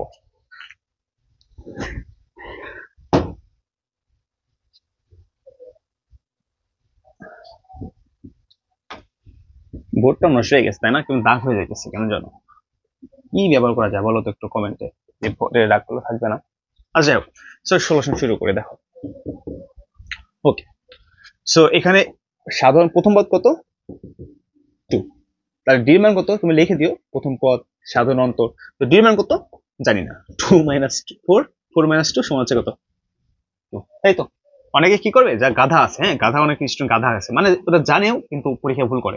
ওরা কি 2 - 4 দিবে নাকি সমান সমান 2 লিখবে, কিন্তু গাধারা 2 - 4 মানে কত -2 না, এটা তো বুঝতে হবে। সো শর্ত একটা, দ্বিতীয় পদ থেকে প্রথম পদ বাদ দিবা, অথবা তৃতীয় পদ থেকে দ্বিতীয় পদ বাদ দিবা, অথবা চতুর্থ পদ থেকে দ্বিতীয় পদ বাদ দিবা, দেখবে একই মান আসবে, একই মান আসবে। বোঝা গেছে, বুঝতে পারছো সবাই। তাহলে এখন এন তম পদ কত হবে, সূত্র এন তম পদ কি দ্বারা প্রকাশ করা হয়, এ এন দ্বারা প্রকাশ করা হয়। তাই কত, সূত্র কি, +n-1 ইন্টু হচ্ছে ডি। এখন এর মান কত পাইছি, 2 পাইছি, প্লাস এন এর মান কত জানি না, ডি এর মান কত পাইছি, 2 পাইছি। তাহলে 2 প্লাস এন আর 2 গুণ করলে 2n, প্লাস মাইনাস মাইনাস 1 এর সাথে যদি 2 গুণ করো 2 হবে। তাহলে এখান থেকে +2 - 2 কাটা থাকে 2n। তার মানে আমাদের এখানে n তম পদ কত, 2n। বুঝতে পারছো ভাই? তাহলে এখন দশম পদ কত হবে, তো দশম পদ কত হবে, তো দশম পদ তুমি জাস্ট কি করবা, এই যে এখানে লিখবা অতএব, আচ্ছা এখানে লিখবা অতএব 10 তম, আচ্ছা লিখে দিই তম পদ, তাহলে কত হবে, এই যে এর জায়গায় 10 দিবা। ওকে, আর এই যে এই 2 পাইছো না, এটা 2 গুণ 10, তাহলে কি 20। এই অ্যান্সার, নিচে দেখা যায় কিনা দেখে দেখতে পারছো, পারছো। ওকে, তো তুমি এটা এই দশম পদটা এইভাবে বের করতে পারতা। ওকে, শেষ। বাট এই অঙ্কটা তোমার যদি সরাসরি বলতো এই এনতম পদ না বের করে যদি বলতো তুমি এর দশম পদ বের করো, তখন তো তুমি এটা করতে হইতো না, তখন তুমি এগুলো কিচ্ছু করতে না। তাহলে ভাই কেমনে বের করতা, তখন বের করতো সামনে, আমাকে দেখাই। হ্যাঁ, তখন বের করছে সামনে, তখন লিখতে সরাসরি অতএব 10তম পদ, তাহলে এর জায়গায় কি দিতা, 10 দিতা। তাহলে এ প্লাস সূত্র লিখে দিই, হ্যাঁ n-1 ইন্টু ডি। তাহলে কি লিখতা, এর মান কত বেশি, 2, 2 প্লাস এর মান কত বলো, এর মান কিন্তু 10। দেখছো কোথায় কি করলাম আমরা, এখানে 2, 2 প্লাস 10 থেকে যদি দেখো 10 থেকে যদি একবার দাও কত থাকে, 9, 9 এর সাথে 2 গুণ করো, এই যে 9 এর সাথে 2 গুণ, তাহলে কত, 9 দুগুণে 18, 9 দুগুণে 18, তাহলে 18 2 25। এই দেখো অ্যান্সার। তো দুই ভাবে করতে পারো, ওইভাবেও যা এইভাবেও তাই। তো এই হচ্ছে সমান্তর ধারার এনতম পদ বা দশম পদ বা 100তম পদ বের করতে পারবা না, বুঝলো তো। কমেন্টে জানাবে এর 100তম পদ কত হবে, কমেন্টে জানাও। এটা হোমওয়ার্ক, হ্যাঁ এটা হাউস ওয়াইফ থাকলো, হাউস ওয়াইফ ঠুকো, হোমওয়ার্ক থাকলো। ঠিক আছে, ঠিক আছে। তো সমান্তর বুঝছো, আসলে বুঝতে পারছো কিন্তু। ওকে, তো এখন আমরা গুণোত্তর ধারায় চলে যাব, এক লাফে আমরা চলে যাব গুণোত্তর ধারাতে। এখন আমরা দেখব গুণোত্তর ধারা। ওকে, ঠিক আছে, এখন আমরা গুণোত্তর শিখব। গুণোত্তর পরীক্ষায় কিন্তু গুণোত্তর ধারা থেকে প্রশ্ন বেশি আসবে ভাইয়া, তো এই কনসেপ্টটা বেশি বেশি জানতে হবে। হ্যাঁ, ভেরি ভেরি ইম্পর্টেন্ট। তো মনে করো আমি একটা এক্সাম্পল পাই। আচ্ছা, এক্সাম্পল একটা বেসিক শেখো। গুণোত্তর ধারার প্রথম পদকে এ ধারা প্রকাশ করা হয়, আর এখানে গুণোত্তর ধারা বলে সাধারণ অনুপাত বের করতে হবে। সাধারণ অনুপাত যাকে আর ধারা প্রকাশ করে। আর গুণোত্তর ধারার এনতম পদের সূত্র হচ্ছে, এনতম পদ সূত্র হচ্ছে এ এন সমান a r n minus one, a r r to the power n, a r r to the power n minus one, এই হলো সূত্র। এ আর মিস্টেক বলছে তার মানে a R to the power n minus one লিখছে ঠিকই, but মুখে উচ্চারণ করছে ভুল। A R to the power n minus one. ঠিক আছে, ডান। এবং এখান থেকে এটা তো এনতম পদ বের করুন, সমষ্টি আছে, গুণোত্তর ধারার সমষ্টি আছে। যদি গুণোত্তর ধারা এনতম পদের সমষ্টি বলে তখন মনে রাখবা তখন দুইটা হয়। একটা হচ্ছে যদি তোমার আর এন মানে আর গ্রেটার দেন ওয়ান হয়, আমি লিখে দিয়েছি এস এন সমান তোমার হচ্ছে a into one minus r to the power n divided one minus r. যখন শর্ত হচ্ছে যখন এটা আর গ্রেটার দেন ওয়ান হবে, লেস দেন ওয়ান হবে, অর্থাৎ যখন ওয়ানের থেকে আর এর মান ছোট হবে তখন হবে এই সূত্রটা। ওকে, আর যদি তোমার এস এন সমান a into r to the power n minus one divided r minus one হয়, তখন এর সূত্র হচ্ছে যখন শর্ত হচ্ছে আর গ্রেটার দেন ওয়ান, অর্থাৎ যখন ওয়ানের থেকে আর এর মান বড় হবে তখন সূত্র হচ্ছে এইটা, আর যখন ওয়ানের থেকে আর এর মান ছোট হবে তখন হচ্ছে সূত্র হচ্ছে এইটা। বুঝতে পারছো? এতটুকু হচ্ছে আমার গুণোত্তর ধারার বেসিক, এতটুকু হচ্ছে গুণোত্তর ধারার বেসিক। এখন আমরা ম্যাথ করলে আশা করি কাজ শেষ। ঠিক আছে, এবং মজার বিষয় হচ্ছে এই দুইটা সূত্র ভাই ভেরি ভেরি ইম্পর্টেন্ট। এখান থেকে তুমি খ অথবা গতে বসতে পারবা 100%। ওকে, ডান। তো আমরা একটা মুছে দিই, এটা ম্যাথ লিখি। তো আমরা এক্সাম্পল লিখি একটা। ওয়াও, গুডনেস, কি হইলো দেখছো? দেখা যাচ্ছে? ওকে,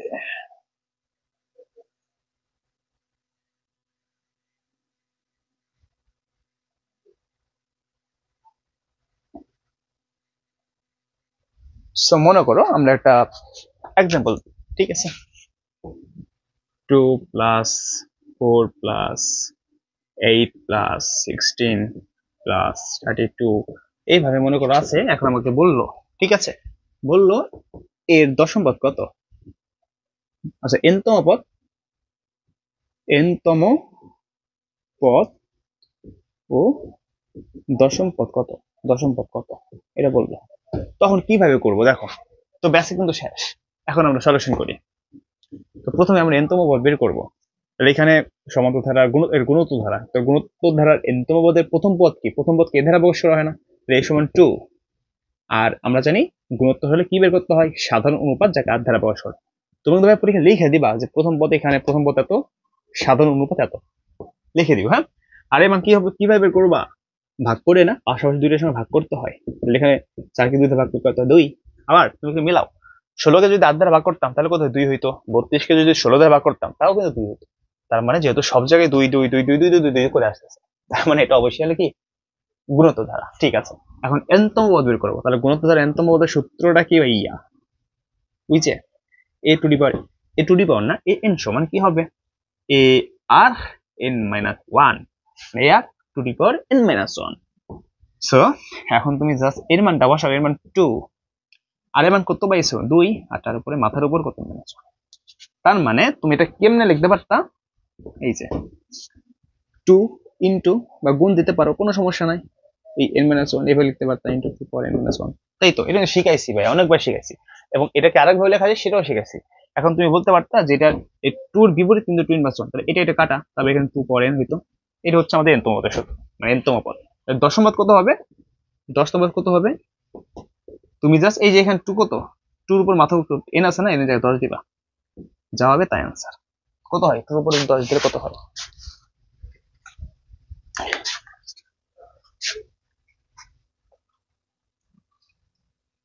তাহলে এখানে হবে 1000 কত 24, এটা হবে आंसर। ঠিক আছে, তো এটা তুমি এইভাবে করতে পারতা, অথবা সরাসরি এখান থেকে এইভাবে করতে পারতা। তোমরা এটা এটা তো বুঝছো তাই না, তো আরেকভাবে করে দেই। তাহলে বলবো যে ভাই এত কঠিন কেন করলেন, আরেকভাবে তো করা যায় তো। তখন তোমরা কমেন্ট করতা, তখন আর ভয় দেখাই। তাহলে 10তম পদ বের করতে বলছে না? হ্যাঁ, 10তম পদ। তাহলে এখানে এ 10 দিতা, আর এখানে কি করতা, ওই যে সূত্র এ আর n - 1, তাহলে এর মান কত, এখানে n এর মান কত, n এর মান কত বলো? 10, তা 10 থেকে একবার দাও, তার 9, তার মানে এখানে এর মান 2, আর এখানে কি হইতো, এখানে কি হইতো 2.9, তাহলে জিনিসটা হইতো 2 উপরে 9 গুণ হচ্ছে 2, দেখেন কিন্তু 1024। বুঝছো কেমনে করলাম? আবার বলবো, এখানে এ আর দিলাম, দেখেন এন ছিল না, এর মান কত 10, 10 থেকে একবার দিলে কত হইতো 9 হইতো 9, এখন এর মান 2 আর এর মান 2, আর তার মাথার উপর হচ্ছে 9, 2 এর মাথার উপর 9 দিলে কত, ক্যালকুলেশন করো, 2 এর চিহ্ন দিবা, 9 দিবা, তাহলে এখানে আসবে 512। হ্যাঁ, এখন কম করছে 512 শত, আর 512 সাথে 2 গুণ করলে 1024 শেষ। যেমনে খুশি সামনে করবা, হ্যাঁ, অঙ্ক নিজের মতো করবা, দেখবা যে অঙ্ক হয়ে গেছে। এই হলো গুণোত্তর ধারার কনসেপ্টটা। আর বাকি থাকে সমষ্টি, ওই যে দুইটা ছিল, ওই সমষ্টি নিয়ে শিখবো আমরা, পর্যায়ক্রমে শিখবো, ধাপে ধাপে শিখবো, কারণ এই সমষ্টি নিয়ে তোমাদের জেনে নামে তোমরা শিখছো কিন্তু ভাইয়া, হ্যাঁ, এই জন্য আমরা এখানে দেখতেছি না। আচ্ছা, শিখাই দিই তোমাদের, হ্যাঁ। তো মাত্র যে ধারাটা লিখছিলাম সেই ধারাটা আবার লিখলাম। তো এখান থেকে আমরা সবাই জানি সলিউশনে আমাদের এর মান কত হইতো, 2 হইতো, আর এর মান বের করলে আমাদের 4 - 2 সমান হচ্ছে 2। আচ্ছা, দুইটা বলো তো 1 থেকে ছোট না বড়? অবশ্যই 1 থেকে বড়। তাহলে কিন্তু 10টা বার সমষ্টি বের করতেছি। এইগুলো তোমাদের জেনারেল ম্যাথের সসীম ধারা 13 অধ্যায়, তোমরা কিন্তু শিখছো এই সমষ্টি নিয়ে, বাট হায়ার ম্যাথে এগুলো কাজে লাগে না, বাট আমরা শিখে রাখি এমসিকিউর জন্য, দিতেই পারে, আবার এক্সকিউ তো দিতেই পারে। যাই হোক, তো আমরা আর এর মানে দেখতেছি যে 2 বের হয়েছে, যেটা আমাদের 1 থেকে বড়। আর আমরা সূত্র শিখছিলাম যদি 1 থেকে বড় হয় তখন কোন সূত্র ইউজ করবো ভাইয়া, তো চলো সেটা ইউজ করি। এখন আমাদের বলছে 10টি পদের সমষ্টি, অতএব 10টি পদের সমষ্টি, তাহলে কি দিব, s10, আর যেহেতু এটা 1 থেকে বড় সেক্ষেত্রে আমাদের a into r to the power n - 1 into হচ্ছে আর মাইনাস ডিভাইডেড হচ্ছে আর -1, এটা হচ্ছে সূত্র, তাই না? জাস্ট একটা মানটা বসানো, দেখো এর মান কত পাইছি, 2 পাইছি, 2 তো নাকি 2, ঠিক আছে। আচ্ছা, আর এর মান কত দেখো তো, আর এর মান হচ্ছে 2, আর তার মাথার উপর কি n আছে না, কারণ n এর মান কত 10, মানে হচ্ছে 1 ডিভাইডেড হচ্ছে 2 - 1, তাহলে এখন কত হয় দেখো তো, এখান থেকে হিসাব করলে 2, আর এখান থেকে 2 এর উপর 10 মানে কত, 1024, তাই তো 1024, আর এখন এই থেকে -1 ডিভাইডেড হচ্ছে 2 থেকে 1 বাদে কত হয় 1, 1 তো নিচে দিতে হয় না, এখানে লিখি, তাহলে কত হয় দেখো তো, 1024 থেকে 1 বাদ দাও, তাহলে 1023 থাকে, তার সাথে 2 গুণ দাও, যা হবে তাই। ওকে, তাহলে 1023 গুণ হচ্ছে 2, তাহলে হবে 2046। এই হলো আমাদের 10টি পদের সমষ্টি। শেষ। বুঝতে পারছো আশা করি, না বুঝলে কমেন্ট করে জানাইও। তো তোমাদের কাজ হলো এখান থেকে তোমরা হচ্ছে কত দেবো, 20টা পদের সমষ্টি বের করো, হ্যাঁ, তোমাদের কাজ 20টা পদের সমষ্টি বের করে নিয়ে এসো। আর এখান থেকে আরেকটা পদ আছে না, ওই যে তোমার হচ্ছে কি বলে এটাকে, আর এর থেকে এটা তো কি, এটা তো বড় হয়েছে না, মানে 1 থেকে বড় হয়েছে। আরেকটা তোমার কাজ থাকবে, তোমার বই থেকে গাইড থেকে যেখান থেকে পারো, যে 1 এর থেকে ছোট হবে, ঠিক আছে, 1 এর থেকে আর এর মানটা ছোট, মানে আর থেকে 1 এর মান ছোট।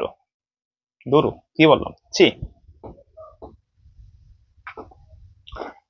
তোমাদের হোমওয়ার্ক থাকবে যে 20টি পদের সমষ্টি, আর তার সাথে সাথে আরেকটা হোমওয়ার্ক থাকবে, সেটা হচ্ছে এখান থেকে তো তোমার 1 থেকে বড় হয়েছে, আর একটা কাজ থাকবে তোমার হচ্ছে 1 থেকে ছোট হবে, 1 থেকে কি হবে, ছোট হবে, অর্থাৎ 1 থেকে আর এর মান ছোট হবে। এই দুইটা হোমওয়ার্ক তোমাদের থাকলো, করে নিবা, আমাকে জানাবা, ঠিক আছে, ইনবক্সে জানাও। এখন আমরা আর একটা গুরুত্বপূর্ণ কনসেপ্ট শিখবো, সেটা হচ্ছে অসীমিত সমষ্টি ও এর সত্য। এই কনসেপ্টটা থেকে সৃজনশীলের গতে তুমি 100% শিওর থাকো প্রশ্ন পাবা, এবং এই কনসেপ্টটা যদি ভালো মতো না বুঝো তাহলে তুমি মনে করো 4 নাম্বার হারাই ফেললা। সো এটা আমাদের শেখাটা অত্যন্ত গুরুত্বপূর্ণ। তো আমরা এই কনসেপ্টটা শিখবো একদম ডিটেলসে। তো এই কনসেপ্টটা জানার জন্য প্রথমে আমাকে জানতে হবে অসীমিত সমষ্টি কি ভাইয়া। তো এই জন্য সংখ্যাটা লিখে রাখছি, সংখ্যাটা কোনো কাজে লাগবে না, জাস্ট আমাদের জানতে হবে, একটু আগে বলছিলাম। তো পদ সংখ্যা n এর মান কি বলছে, পদ সংখ্যা n এর মান অসীম পর্যন্ত বাড়ালে যে কোনো অসীম ধারার যে সমষ্টি পাওয়া যায় তাকে অসীম সমষ্টি বলে। তো আমরা কিন্তু অলরেডি জানি সমষ্টি মানে হচ্ছে যোগ, তাই না? তো আমরা এখানে একটা ধারা লিখছি, মনে করো, দেখো a plus a r plus হচ্ছে এ r square plus a r cube plus dot dot, এটা কিন্তু অসীম পর্যন্ত আছে, অর্থাৎ n সংখ্যক পর্যন্ত আছে। তো এখানে একটা জিনিস লক্ষ্য করো, এখানে কিন্তু আমাদের আর এর মান কি 0, তাই না? এখানে তার মান 0, এখানে তার মান হচ্ছে 1, তো এখানে 0 1 2 3 এভাবে বৃদ্ধি পাচ্ছে। আর এর এর মানটা কিন্তু নির্দিষ্ট, এ এ এ এ সব জায়গায় কিন্তু একই রকম। তো এই জিনিসটা হচ্ছে আমাদের অচিন্ত্য সমষ্টি, ঠিক আছে? মানে এরপরে আমাদের টোটাল যে এন সংখ্যক পর্যন্ত বৃদ্ধি পাবে এবং এর যে যোগফলটা মানে a r plus a R one plus a R two divide square plus এইভাবে টোটাল যে যোগফলটা হবে সেটা হচ্ছে আমাদের অসীমত সমষ্টি। এবং এই অসীমত সমষ্টি থাকবে কি থাকবে না তার জন্য একটা চমৎকার সত্য আছে। এই সত্যটা হচ্ছে এইটা, হ্যাঁ, এইটা যদি আর এর মানটা একের থেকে বড় হয়, অর্থাৎ শুধু আর না, মডুলাস অফ আর, যদি মডুলাস, এই দুইটাকে বলে মডুলাস বা বাংলায় বার বারো বলে, আমরা মডুলাসে বলবো, হ্যাঁ মডুলাস।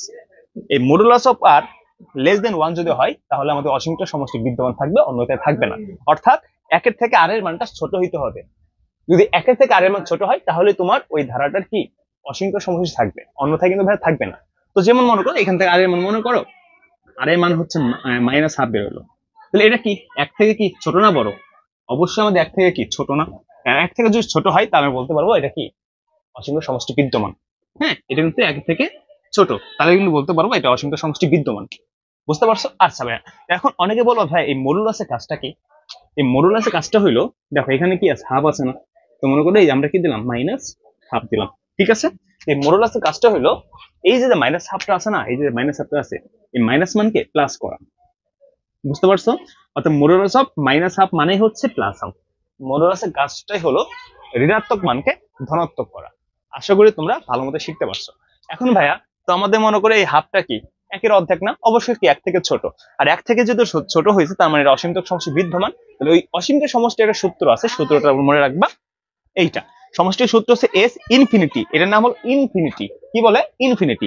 তো এস ইনফিনিটি সমান হচ্ছে এ ডিভাইডেড ওয়ান মাইনাস আর। এস ইনফিনিটি সমান হচ্ছে ওয়ান ডিভাইডেড ওয়ান, এ ডিভাইডেড ওয়ান মাইনাস আর। মনে থাকবে? আশা করি এই কনসেপ্টটা তোমরা একদম পানি পানি হয়ে গেছে। সো এইখানে আরেকটা বিষয় তোমাকে জানতে হবে ভাই, এই যে modulus of r less than one, এটা মানে কি দেখো তো। এখানে মডুলাস অফ আর, আমি তো এখানে লিখি modulus of r less than one. তো এটাকে তুমি এভাবে লিখতে পারতা, বা minus one less than r less than হচ্ছে ওয়ান। ঠিক আছে, এই কনসেপ্টটা তোমাদের জানতে হবে।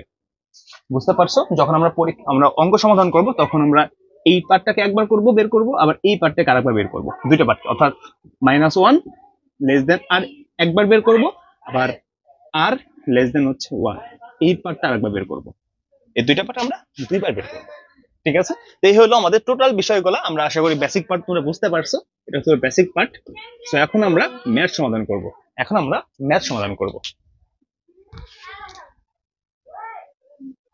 ওকে, যখন আমরা এই ম্যাথটা সমাধান করলে আমাদের এই কনসেপ্টটা আর একটু ভালো মতো ক্লিয়ার হয়ে যাবে আশা করি। ঠিক আছে, তো এখানে এটা হচ্ছে রাজশাহী বোর্ড 2019 সালের প্রশ্ন, খুবই ইম্পর্টেন্ট, এটা তোমাদের বইয়ের প্রশ্ন।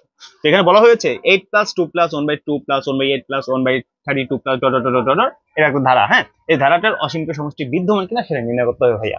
তো এটা বের করার জন্য আমাকে জানতে হবে আগে যে এই ধারাটা গুণোত্তর ধারা নাকি সমান্তর ধারা। তবে কিন্তু আমরা অলরেডি বুঝেই ফেলছি যে এটা কিন্তু একটা গুণোত্তর ধারা। কেন? কারণ তুমি এটা সমান্তর কিনা এটা যাচাই করো। যে দ্বিতীয় পদ থেকে তুমি প্রথম পদ বিয়োগ করো, তো তাহলে 2 থেকে যদি 4 8 বিয়োগ করতা তাহলে এখানে কত হইতো? তোমার এখানে 6 হইতো। আবার তুমি তৃতীয় পদ থেকে দ্বিতীয় পদ বিয়োগ করো, দেখো এখানে কিন্তু আমাদের ওই 6 কিন্তু আসতেছে না, তার মানে সমান্তর হওয়ার কোনো চান্সই নাই। তাহলে গুণোত্তর কিনা যাচাই করো তো। গুণোত্তর যদি হইতো সরাসরি এখানে কি হইতো গুণোত্তরের ক্ষেত্রে, তাহলে এইখানে আমাদের এর মান হচ্ছে কত? 8, কারণ আমরা জানি গুণোত্তর ধারা বা সমান্তরের ক্ষেত্রে এর মান সবসময় 8 হয়, প্রথম পদে 8। আর এর মান কত হবে? যদি গুণোত্তর ধারা হয় তাহলে আর এর মান, তাহলে আর সমান কত হয়ে দেখো তো, দ্বিতীয় পদ ভাগ হচ্ছে কি প্রথম পদ, তাহলে এখানে কত হইতো? ভাগ করলে 1/4 হইতো, তাই না? এখানে 1/4 হইতো। তার মানে আমরা বুঝতে পারলাম যে এটা হচ্ছে আমাদের গুণোত্তর ধারা। তুমি আরেকটা যাচাই করো, যে এখান থেকে তুমি এটা যাচাই করো, তৃতীয় পদ ভাগ হচ্ছে দ্বিতীয় পদ, তাহলে এটা কিন্তু ক্যালকুলেশন করলে কত হইতো? 2 দুগুণে 4, এখানে কিন্তু 1/4 আসছে। দেখো সব জায়গায় কিন্তু 1/4 হচ্ছে। তুমি আরেকটা যাচাই করতাম যে 1/3 মানে চতুর্থ পদ, প্রথম দ্বিতীয় তৃতীয় চতুর্থ, তো চতুর্থ পদ ভাগ হচ্ছে তৃতীয় পদ, তো এখানে ভাগ করো, দেখো তো এখানে কিন্তু 1/4 করে আসতেছে। সো আমাদের সব ক্ষেত্রে 1/4 করে আসতেছে, তার মানে আমরা বুঝতে পারলাম যে এটা একটা গুণোত্তর ধারা। আর পরীক্ষাতে তোমার এই কনসেপ্ট যদি থাকে, মানে প্রশ্ন যেটা আসে, তাহলে এখানে লেখা থাকবে যেটা গুণোত্তর না সমান্তর, মানে একটু ইজি করে দিবে, বাট আমি এখানে লিখে দেন ইচ্ছা করি। সো তাহলে আমাদের যেহেতু এটা বুঝতে পারলাম যেটা হচ্ছে আমাদের একটা গুণোত্তর ধারা, তো আমরা এখান থেকে এর মান আর এর মানটা কি অনেক সুন্দর মতো বের করলাম। তো এখন ভাই দেখো তো, আমরা কিন্তু একটু আগে সত্য শিখছিলাম যে এই মানটা বলতে পারি না যে মডুলাস অফ আর সমান হচ্ছে কি 1/r 1/4। এই 1/4টা আমাদের কি এক থেকে বড় না ছোট? অবশ্যই কি ছোট। তো কারণ বলতে পারি অতএব, বা এখানে লিখতে পারি অর্থাৎ modulus of r less than 1, মানে 1 থেকে আর এর মানটা ছোট। তো যেহেতু আমাদের সত্যটা কি এখানে প্রযোজ্য হয়েছে, আমরা বলতে পারি এর অসীমতক সমষ্টি বিদ্যমান। লিখতে পারি অতএব দূরত্ব ধারাটি অসীমতক সমষ্টি কি বিদ্যমান, অসীমতক সমষ্টি সমষ্টি বিদ্যমান বিদ্যমান। তার মানে ভাই এখন আমাদের অসীমতক সমষ্টি বের করতে হবে। তো আমি উপরে থেকে মুছে দেই আমাদের, আচ্ছা এখানে লিখি। তো আমরা অসীমতক সমষ্টি বের করবো।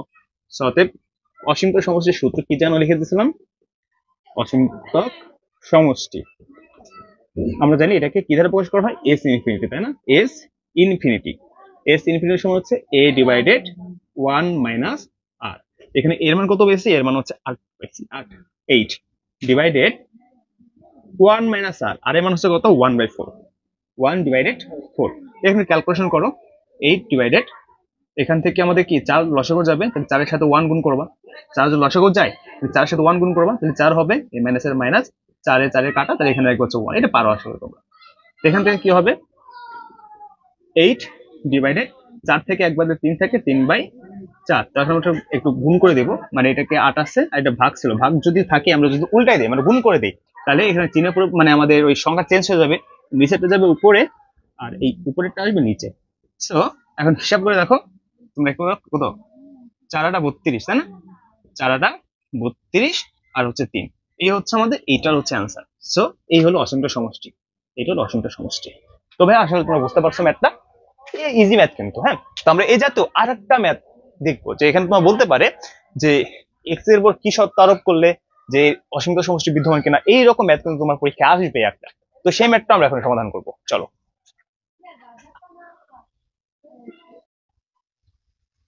এখন আমরা গুরুত্বপূর্ণ একটা ম্যাথ সমাধান করবো, এই জাতীয় ম্যাথ গুলাই পরীক্ষাতে আসে এবং এটা আসবে, এই নিয়মে একটা আসবে। সো এটা কিন্তু একটা গুণোত্তর ধারা এবং এটা অসীম ধারা এখানে লেখা আছে। ভাই একটা গুণোত্তর ধারা কিভাবে বুঝলাম, কারণ মনে রাখবা যে হরের ক্ষেত্রে যদি এরকম আমাদের পাওয়ার একের মানগুলা বৃদ্ধি পায় এক এক করে, 1 পাওয়ার 2 3 এইভাবে যদি বৃদ্ধি পায়, তাহলে অবশ্যই গুণোত্তর ধারা, এটা স্মার্টলি মনে রাখবা, ঠিক আছে? দেখার লবের ক্ষেত্রে কিন্তু প্রত্যেক জায়গায় 1 1 করে আছে। সো এই জন্য এটা হচ্ছে গুণোত্তর ধারা, কিন্তু স্মার্টলি মনে রাখতে হবে। তা মানে তাছাড়া কিন্তু যেটা বেসিক নিয়মে কিন্তু তোমাদের শিখাইছি, বাট এই ক্ষেত্রে কিন্তু তোমাকে স্মার্টলি মনে রাখতেই হবে। সো আমরা কিন্তু জানি গুণোত্তর ধারার ক্ষেত্রে প্রথম পদকে এ ধারা প্রকাশ করে, যেখানে প্রথম পদ হচ্ছে কত, 1 ডিভাইডেড এক্স প্লাস 1। আর আমরা জানি গুণোত্তর ধারা হলে কি বের করতে হয়, সাধারণ অনুপাত বের করতে হয়, যাকে আর ধারা প্রকাশ করে। আর আর এর মানটা কিভাবে বের করে, দ্বিতীয় পদ ভাগ হচ্ছে প্রথম পদ, তাই না? ভাগ হচ্ছে কি প্রথম পদ, 1 ডিভাইডেড কি এক্স প্লাস 1, এভাবে লিখতে পারো, অথবা তুমি হচ্ছে এইভাবে লিখতে পারো, কোনো সমস্যা নেই, ঠিক আছে? এভাবে লিখতে পারো। এখন এখানে যদি ক্যালকুলেশন করো, আমাদের এখানে 1 ডিভাইডেড এক্স প্লাস 1 আসবে। এটা আসলে পারবা নাকি, এটা কিভাবে আসলো, নাকি করে দিই, করে দিই, নতুন করে দিই। এখানে প্রথমত এখানে কি আছে, 1 divided x plus 1 whole square. এখন এই যে ভাগটা আছে না, তখন ভাগ থাকলে আমি গুণ করে দেবো, মানে চিহ্নের মানে যেই চিহ্নটা আছে, ভাগ চিহ্ন না, ভাগ চিহ্নটা গুণ করে দেবো। গুণ করে দিলে আমাদের এখানে যে সংখ্যাগুলো থাকবে সেটা চেঞ্জ হয়ে যায়, নিচেরটা উপরে চলে যাবে, অর্থাৎ এক্স প্লাস 1টা উপরে যাবে, আর হচ্ছে এই 1টা আমাদের নিচে চলে আসবে। এখানে ব্যস্তকরণ কিন্তু হলো একটা সিস্টেম। ব্যস্তকরণ কি, যেমন তোমাকে বলে 1 ডিভাইডেড 2, এর ব্যস্তকরণ কি হবে, তাহলে হবে 2/1, আর নিচে তো আমাদের কি 1 দিতে হয় না, ঠিক আছে? এটা ব্যস্তকরণ, মনে থাকবে কনসেপ্টটা, ঠিক আছে? তো এখানে তাহলে কি হলো জিনিসটা দেখো তো, এখানে এক্স প্লাস 1 একটা, এখানে দুইটা, তাহলে এখান থেকে একটা একটা কাটাকাটি যাবে, তাহলে এখানে এক্স প্লাস 1 একটা থাকবে, তার মানে উপরে থাকবে 1 আর নিচে থাকবে হচ্ছে x plus 1, ঠিক আছে? আমরা কিন্তু এভাবে বের করতে পারি। তবে সরাসরি এখানে 1/x+1 লিখে দিই, 1 ডিভাইডেড এক্স প্লাস 1, ঠিক আছে? তো এখন আমাদের তো এখানে এটা আর এর মান বের হয়ে গেল। এখন আমরা আগে সত্য জানতাম, সত্যটা কি, modulus of r less than 1 যদি হয়, তাহলে আমাদের অসীমতক সমষ্টি বিদ্যমান থাকবে। তো এখন লিখবো, সুতরাং ধারাটির অসীমতক সমষ্টি থাকবে যদি এবং কেবল যদি, কেবল যদি modulus of r less than 1 হয়। অর্থাৎ আমরা লিখতে পারি, -1 less than 1 divided x plus one less than হচ্ছে ওয়ান, অর্থাৎ মাইনাস ওয়ানের থেকে এই মানটা বড় হবে, আর ওয়ান প্লাস ওয়ান থেকে এই মানটা ছোট হবে। কার মানটা? আরের মানটা, অর্থাৎ আরের মানটা মাইনাস ওয়ান থেকে বড় হইতে হবে, আর প্লাস ওয়ান থেকে কি ছোট হইতে হবে। এই হলো সত্যটা। দেখুন আমরা এই পার্টটা থেকে আমি শুরুতে বলছিলাম এই পার্টটা নিয়ে প্রথম কাজ করব, এই পার্টটা নিয়ে দুইটা পার্ট নিয়ে কাজ করব। মানে যেহেতু আমাদের বলছে এক্স এর উপর কি শর্ত আরোপ করলে আমাদের এই ধারাটার একটা অসীমিত সমষ্টি থাকবে, আর যদি থাকে তাহলে আমরা কি অসীমিত সমষ্টি নির্ণয় করব। তার মানে আমাদের শর্ত কিন্তু এটা আমাদের মানে একটা শর্ত। ঠিক আছে, এখন আমরা এখান থেকে মেইনলি হচ্ছে এক্স এর মান বের করবো। তো আমি উপর থেকে একটু মুছে দিই, এই মানগুলো মনে রাখবা, আমি এগুলো মুছে দিই। ঠিক আছে, ঠিক আছে। তো দেখো লিখি, অতএব এখান থেকে প্রথমে লিখবো minus one less than one divided x plus হচ্ছে ওয়ান, বা এখান থেকে লিখতে পারি minus one greater than x plus one. তো এখানে অনেকের প্রশ্ন, ভাই এখানে কিভাবে আপনি চিহ্নের পরিবর্তন করলেন? ছিল তো এখানে লেস দেন, আপনি কিভাবে গ্রেটার দেন দিলেন? তো ভাই এখানে একটা জিনিস লক্ষ্য করো তো, একটু বেসিক বোঝো। One divided x plus one আছে না, তো এটা হচ্ছে আমাদের কি, যখন এটাকে কি বলে, এটাকে বিপরীতকরণ করো তখন এটা কি লেখা যায়? এক্স প্লাস ওয়ান না, তাই তো? তো মনে রাখতে হবে যখন আমরা এটা বিপরীতকরণ করবো তখন এর চিহ্নের পরিবর্তন হয়ে যায়, অর্থাৎ লেস দেন থাকলে গ্রেটার দেন হয়, আর গ্রেটার দেন থাকলে লেস দেন হয়। আশা করি তোমাদের কনসেপ্টটা ক্লিয়ার হয়েছে। অথবা তুমি এটাকে ব্যস্তকরণও করতে পারতা, ব্যস্তকরণ করলে কি হইতো? এটাই তো হইতো। সেক্ষেত্রে আমাদের চিহ্নের পরিবর্তন হইতো। মানে তুমি এখানে ব্যস্তকরণ করতে পারবা, বিপরীতকরণ করতে পারবা। তোমাদের বই গাইডে বেশিরভাগ ক্ষেত্রে দেখবে ব্যস্তকরণ না, এই বিপরীতকরণ লেখা আছে, মানে এইভাবে লেখা আছে, one by x plus one এর বিপরীতকরণ কি? X plus one. হ্যাঁ ঠিক আছে, বুঝতে পারছো? তো এই মনে রাখতে হবে যে কনসেপ্টটা কি, যখন আমাদের এই ওয়ান ডিভাইডেড এক্স প্লাস ওয়ানটা একটা ভগ্নাংশ আকার ছিল, ওই ভগ্নাংশ আকার থেকে যেটাকে স্বাভাবিক আকারে নিয়ে আসি, হ্যাঁ স্বাভাবিক আকারে নিয়ে আসি, সেক্ষেত্রে আমাদের চিহ্নের পরিবর্তন হয়ে যায়। আর এই মাইনাস ওয়ানের সাথে উপরে মাইনাস ওয়ান গুণ হবে। যদি এখানে টু থাকতো না ভাইয়া, তাহলে টুর সাথে মাইনাস ওয়ান গুণ হলে মাইনাস টু হইতো এখানে। আশা করি বুঝছো তোমরা। যদি এখানে টু থাকতো তাহলে টুটার সাথে এখানে ওয়ান গুণ হলে এখানে টু লিখতাম আমরা। বুঝছো? আমি কিন্তু একদম বিস্তারিত লিখে দিলাম এখানে, যেখানে ওয়ান আছে তার মাইনাস ওয়ানের সাথে ওয়ান গুণ করলে মাইনাস ওয়ান হবে। এখন তোমার কাজ হলো এখান থেকে এক্স কে শুধুমাত্র রাখা, এখানে মানে এক্স এর সাথে আর কাউকে রাখতে পারবো না। এই জন্য এই প্লাস ওয়ানটাকে আমরা এই পাশে নিয়ে আসলে মাইনাস ওয়ান হয়ে যাবে, তাই না? তাহলে মাইনাস ওয়ান, আর এখানে প্লাস ওয়ান ছিল, এই পাশে হলো মাইনাস ওয়ান হয়ে যাবে, আর এখানে যা ছিল তাই। তার মানে কি হলো লিখতে, minus two greater than x. অতএব লিখতে পারি অতএব x less than minus two, মানে আমরা জাস্ট ঘুরাই দিলাম, প্রথমে এক্স দিয়ে দিলাম, এটাকে পরে লিখলাম, এটা একই একই কথা। ঠিক আছে, তো এটা কিন্তু বুঝতে পারলাম। আরেকটা পাস, আরেকটা পাস, এই যে এটা, এটা one divided x plus one less than one. এখানে কিন্তু আমরা এটাকে কি বলে, এটাকে বিপরীতকরণ করে দেবো। বিপরীতকরণ করলে কি হবে? এক্স প্লাস ওয়ান, আর বিপরীতকরণ করলে চিহ্নের পরিবর্তন হয়ে যাবে, এখানে ওয়ান থাকবে। বা আমরা লিখতে পারি এক্স গ্রেটার দেন, এই ওয়ানটা বলছিলাম এখানে এক্স কে শুধু রাখতে হবে, তাহলে এই ওয়ানটা মাইনাস প্লাস ছিল, এই পাশে হলে মাইনাস হয়ে যাবে, তাহলে ওয়ান মাইনাস ওয়ান। বা লিখতে পারি এক্স গ্রেটার দেন জিরো। তার মানে আমরা এখানে সত্য পেলাম, এক্স কি সত্য, সত্যটা কি পেলাম? এক্স গ্রেটার দেন জিরো, অথবা x less than minus two. যদি এত হয় তাহলে আমাদের কি ওই ধারাটার অসীমিত সমষ্টি বিদ্যমান হবে। বুঝতে পারছো? তো এই হলো সত্যটা। এই সত্যটা কিন্তু চাইছে যে এক্স এর উপর কি সত্য আরোপ করলে, লেক্সের উপর এই সত্যটা আরোপ করলেই হবে। এখন যেহেতু আমরা এই সত্যটা আরোপ করলাম, তার মানে কি এখন অসীমিত সমষ্টি আমাদের বের করতে হবে। ঠিক আছে, তো এখন আমরা অসীমিত সমষ্টি বের করবো। তো এই অসীমিত সমষ্টি বের করার জন্য সূত্র শিখছিলাম না ভাইয়া, যে এস ইনফিনিটি সমান কি, এ ডিভাইডেড ওয়ান মাইনাস আর। এখানে এর মান কত পেয়েছিলাম জানো? এর মান হচ্ছে কত পেয়েছিলাম? One divided x plus one divided one minus r, r এর মান হতো one divided x plus one পাইছিলাম, তাই না? তাহলে এখন এখান থেকে ক্যালকুলেশন করো তো। তাহলে এখান থেকে one divided x plus one টার উপরে থাকলো, ডিভাইডেড নিচেরটাকে দেখো, এখান থেকে আমরা এই এক্স প্লাস ওয়ানটাকে লসাগু নিতে পারি, আর এক্স প্লাস ওয়ানটাকে যদি লসাগু নেই তাহলে এক্স প্লাস ওয়ানটা ওয়ানের সাথে গুণ হবে, তাহলে এক্স প্লাস ওয়ানই হবে এখানে, এই মাইনাসের মাইনাস। আর এই এক্স প্লাস ওয়ান যদি সেম হয়, এক্ষেত্রে সেম সেম ভাগ হয়ে যায়, তাহলে ভাগ হয়ে ওয়ান থাকে না, ওয়ান দিতে হয় না, তাহলে এখানে মাইনাস, উপরে যা ছিল তাই দিলাম। মানে সেম হলে কি এক্স প্লাস ওয়ান কাটা, তাহলে এখানে উপরে ওয়ান ছিল লবে, সে ওয়ানটা দিলাম। তারপরে কি লিখবো আমরা, দেখো তো, one divided x plus one, উপরে যা ছিল, নিচে কি হবে, সমানটা একটু মাঝখানে দিবা, তাহলে এখান থেকে প্লাস ওয়ান মাইনাস ওয়ান কাটা, তাহলে এখানে এখানে এক্স ডিভাইডেড কি এক্স প্লাস ওয়ান, এটা একটু ঘোরায় লিখি এখানে, one divided x plus one, যেটা ভাগ ছিল গুণ করে দিই, গুণ করে দিলে আমাদের কি হয়ে যায়, এই সংখ্যাগুলো চেঞ্জ হয়ে যায়। নিচেটা যাবে ছিল উপরে আর উপরেটা চলে আসবে নিচে। এখন এই এক্স প্লাস ওয়ান কালো, দেখেন দেখবো ওয়ান ডিভাইডেড এক্স, আর এই হলো আমার তার কত আনসার। তার মানে এটার অসীমটার সমষ্টি হচ্ছে কত, ওয়ান ডিভাইডেড এক্স। কি মজার অঙ্কগুলো, আশা করি তোমরা বুঝতে পারছো। যদি কোথাও বোঝা না থাকো অবশ্যই কমেন্টে জানাও যে ভাই আমি এত মিনিট বুঝি না, বোঝাতে আমি অবশ্যই আরেকটা ভিডিও বানাবো। এই হলো টোটাল বিষয়গুলো, ঠিক আছে। এটা কিন্তু মেনলি সত্যটা, ঠিক আছে। সতেরো লিখে দিই, অতএব যে যদি বলছে এখানে এক্স এর উপর কি সত্য আরোপ করলে, তাহলে লিখবা যে অতএব এক্স এর উপর যদি আমাদের এই সত্য আরোপ করা হয় তাহলে অসীমের সমষ্টি হচ্ছে ওয়ান বাই এক্স। শেষ। এই কথা লাস্টে লিখে দিতে পারবো না, পারবা। শেষ। এই তো হলো বিষয়গুলো, অসীমের সমষ্টি ও সত্য। ওকে, ঠিক আছে।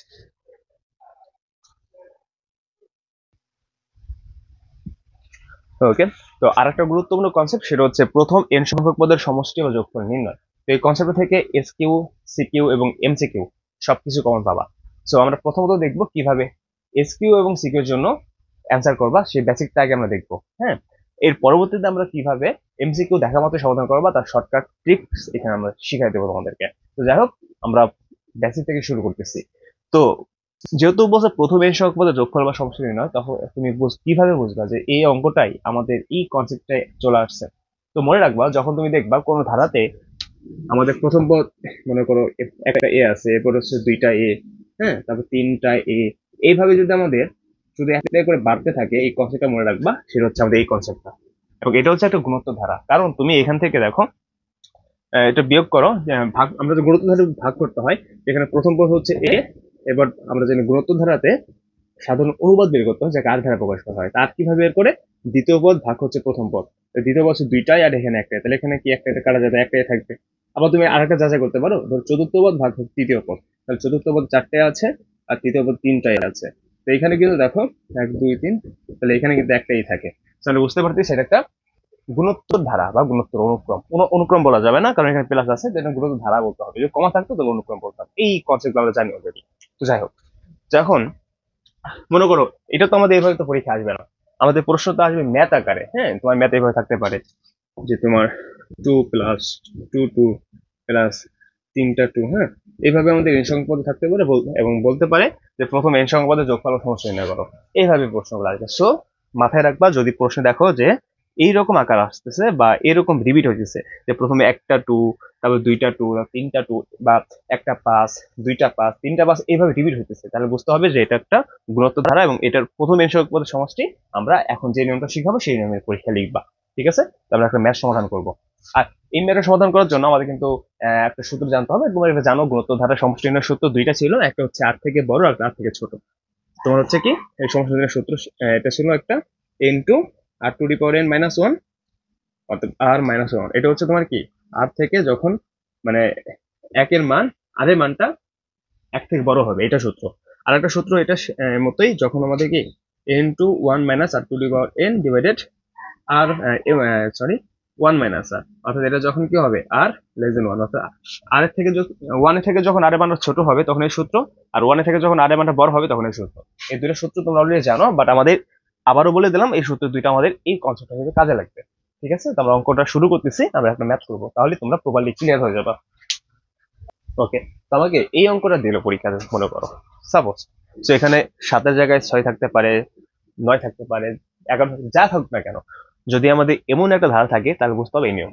হ্যাঁ, এতক্ষণ যে নিয়মটা শিখালাম, তো কিভাবে প্রশ্ন সমাধান করে দেখো। তো তোমাকে বললো যে এই ধারাটার প্রথমে সংখ্যাপদের সমষ্টি বা যোগফল বের করো। সেক্ষেত্রে এটা হচ্ছে আমাদের প্রদত্ত ধারা। হ্যাঁ, তুমি লিখবা দেওয়া আছে প্রদত্ত ধারাটা এত, আমি লিখে দিলাম প্রদত্ত ধারা।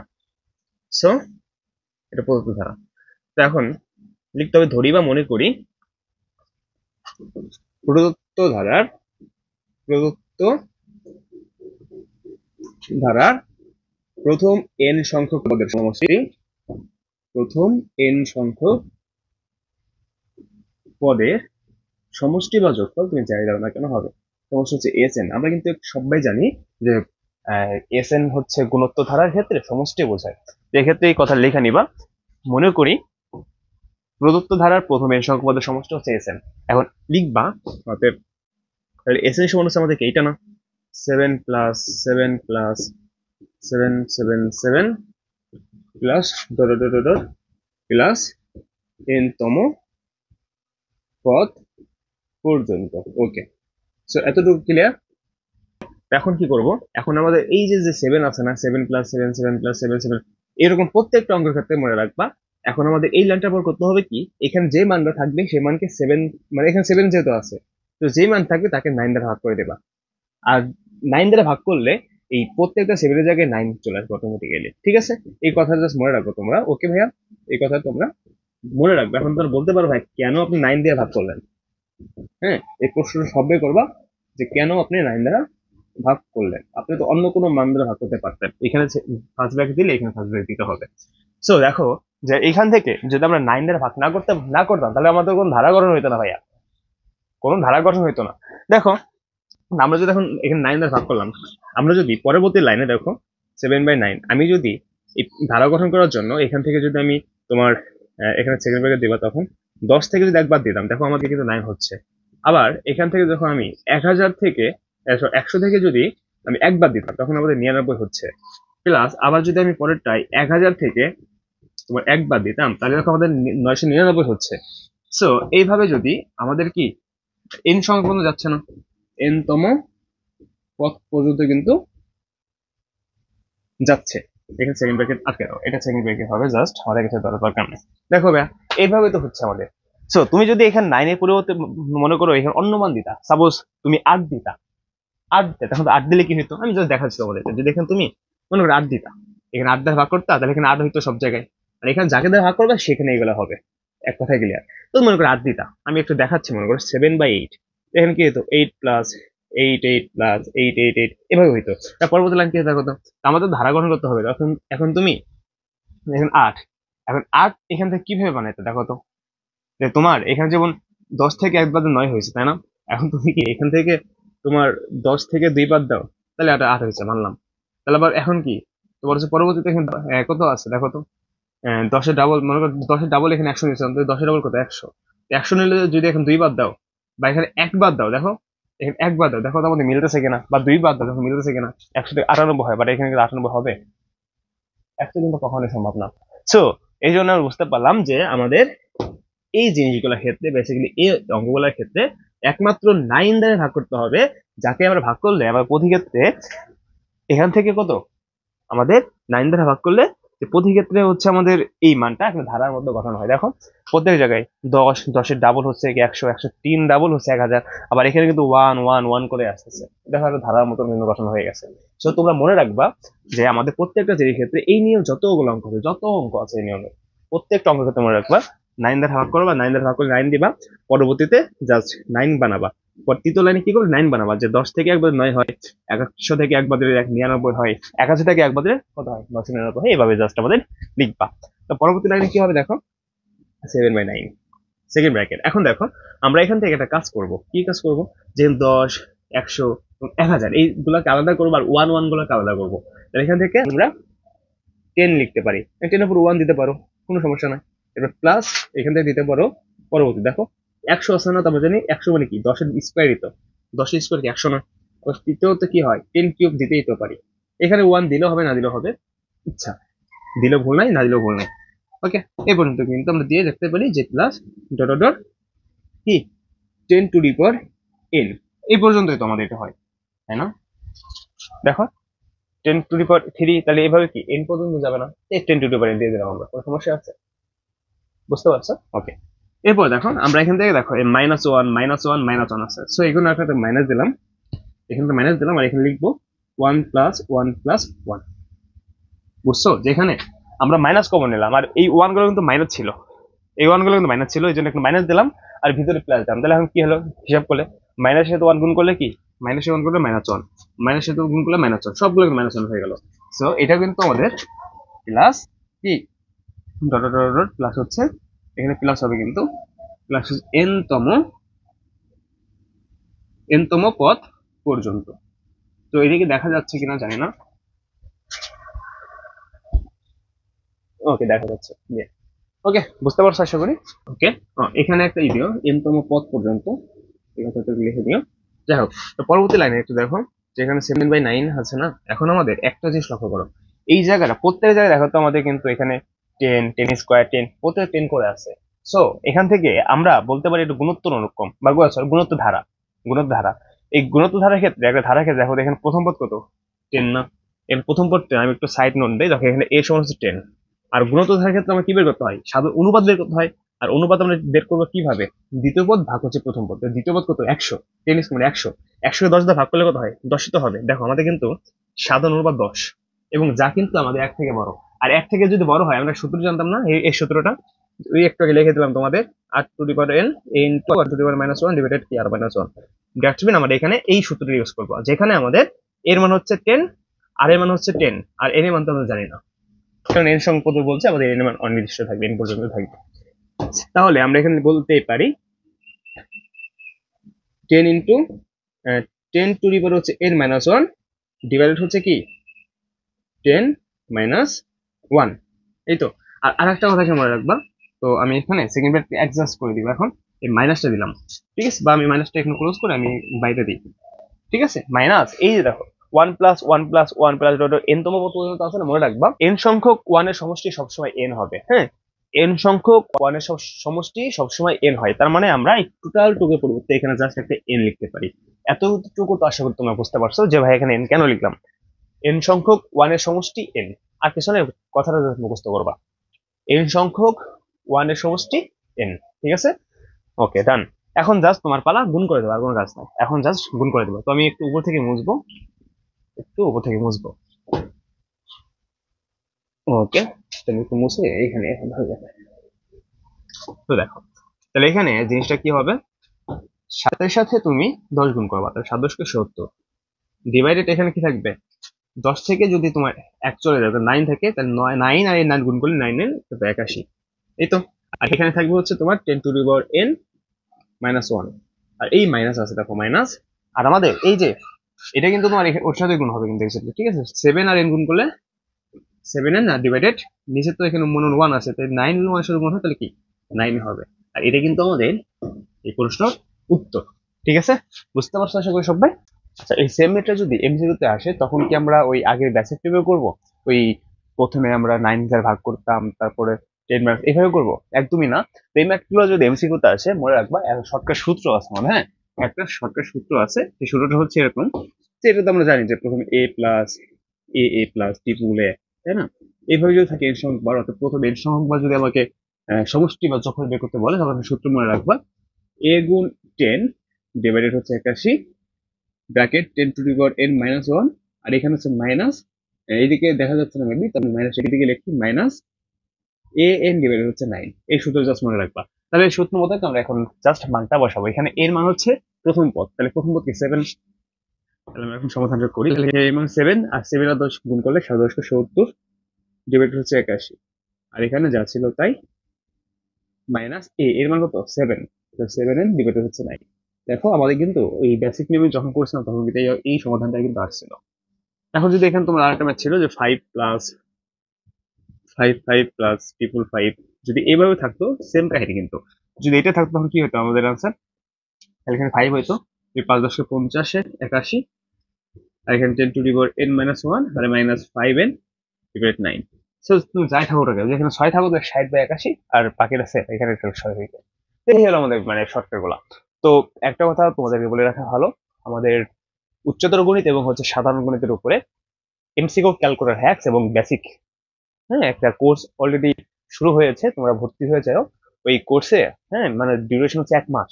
1 মাস টার্গেট, 1 মাসের ভিতরে তোমার উচ্চতর গণিতে এবং সাধারণ গণিতে, এমসিকিউতে উচ্চতর গণিতে 25 টার্গেট, এবং জেনারেল ম্যাথে অর্থাৎ সাধারণ গণিতে 30 টার্গেট। সো তোমাদের যাদের উচ্চতর গণিত এবং সাধারণ গণিতে টোটাল টার্গেট 100তে 100, তারা এই কোর্সটা ইনরোল করো, ফেলো। কোর্স ফি মাত্র 299 টাকা। ঠিক আছে, মানে আলাদা আলাদা ভিত্তিক, জেনারেল ম্যাথ 299 টাকা এবং হায়ার ম্যাথ 299 টাকা। সো আমি বেসিক্যালি অফলাইনে পড়াই, অনলাইনে আমি এতদিন যাবো যা যা পড়াই সম্পূর্ণ ফ্রিতে। তোমরা দেখো অনেক ভিডিও আছে, অনেক ভিডিও আছে, but MCQ hacks, calculator hacks, এই কোর্সটার মধ্যে দিয়ে আমি মানে যাত্রা শুরু করলাম বেসিক্যালি, বুঝতে পারছো? সো ফ্রিতে দিতাম, বাট অলরেডি আমাদের জেনারেল ফ্রিতে দেওয়া আছে, বাট এর থেকে আমার বেটার অপশনে 500 থেকে 1000-এর মতো আমরা তোমার এমসিকিউ এখানে সমাধান করাবো, যাতে পরীক্ষায় স্যারেরা যত কঠিন এমসিকিউ দেখতে না কেন তুমি জাস্ট দেখা মাত্রই এই ক্যালকুলেটরের মাধ্যমে সমাধান করতে পারো। সো কোর্সে ভর্তি হয়ে যাও। আশা করছি জেনারেল ম্যাথ এবং হায়ার ম্যাথ বেসিক্যালি তোমার এমসিকিউ নিয়ে প্যারা খাইতে হবে না। যত কঠিন আসুক না কেন তুমি ক্যালকুলেটরের বেসিক হাতে ক্যালকুলেশন শর্টকাট যত আছে গণিতে শিখাই দেবো ভাইয়া। ভর্তি হয়ে যাও, দেখা হচ্ছে খুব শীঘ্রই। ভর্তি হওয়ার জন্য হচ্ছে এই আমাদের হোয়াটসঅ্যাপ নাম্বার যোগাযোগ করো 01739549654 01739549654 এই নাম্বারে যোগাযোগ করো। সো নেক্সট টপিকে চলে যাচ্ছে আমরা।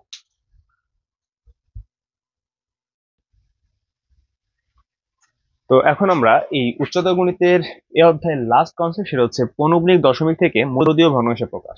এই কনসেপ্টটা এমসিকিউর জন্য খুব গুরুত্বপূর্ণ এবং সৃজনশীল কয়ের জন্য ইম্পর্টেন্ট, ঠিক আছে? এবং মাঝে মাঝে এসকিউতে আসতে পারে, বাট সৃজনশীল খ এবং গতে আসবে না। তো যাই হোক, এটা আমাদের পড়তে হবে 1 নাম্বার অথবা 2 নাম্বারের জন্য।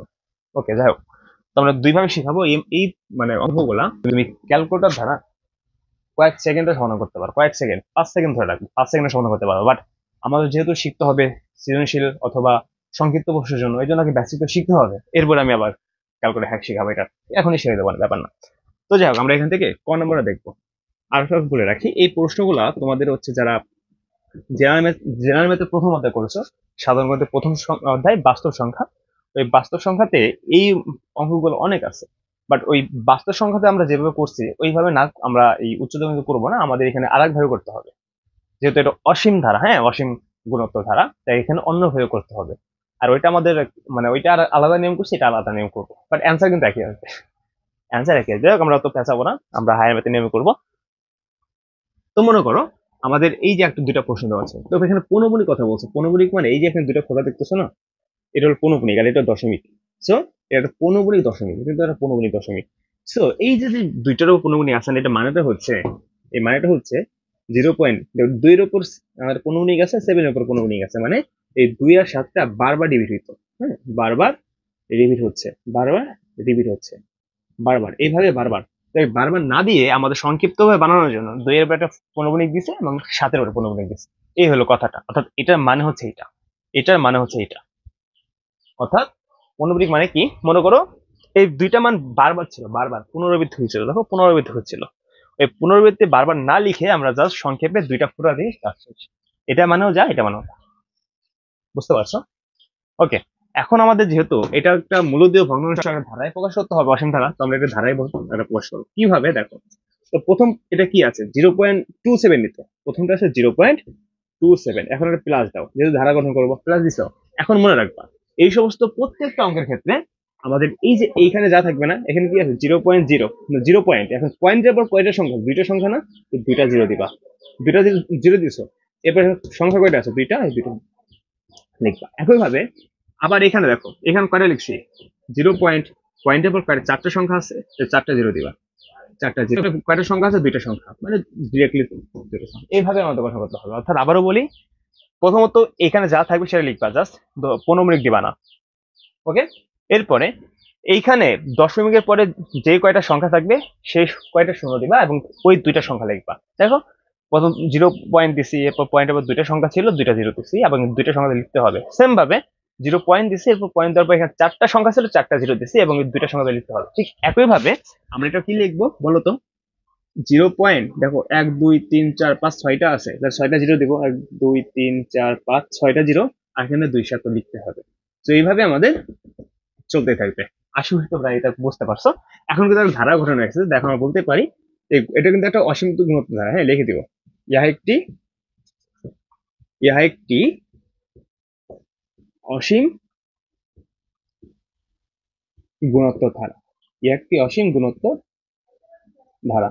ওকে, এবং সবাই জানি আমরা যে গুণোত্তর ধারা প্রথম হচ্ছে এর সমান কত, 0.27। আর গুণোত্তর ধারা হচ্ছে আমরা কি বের করতে হয়, সাধারণ অনুপাত বের করতে হয়, যাকে হচ্ছে দ্বিতীয় পদ থেকে প্রথম পদে ভাগ করতে হয়। দ্বিতীয় পদ 0.0027 ডিভাইড হচ্ছে 0.27 আছে। এটাকে ভাগ করতে কত হয়, ক্যালকুলেটর দ্বারাই করো। তো 0.0027 ভাগ হচ্ছে কত, 0.27। এখানে করলে হচ্ছে আমাদের কত আসবে, 0.01 এই মানটা আসবে, তাই না? এই মানটা আসবে।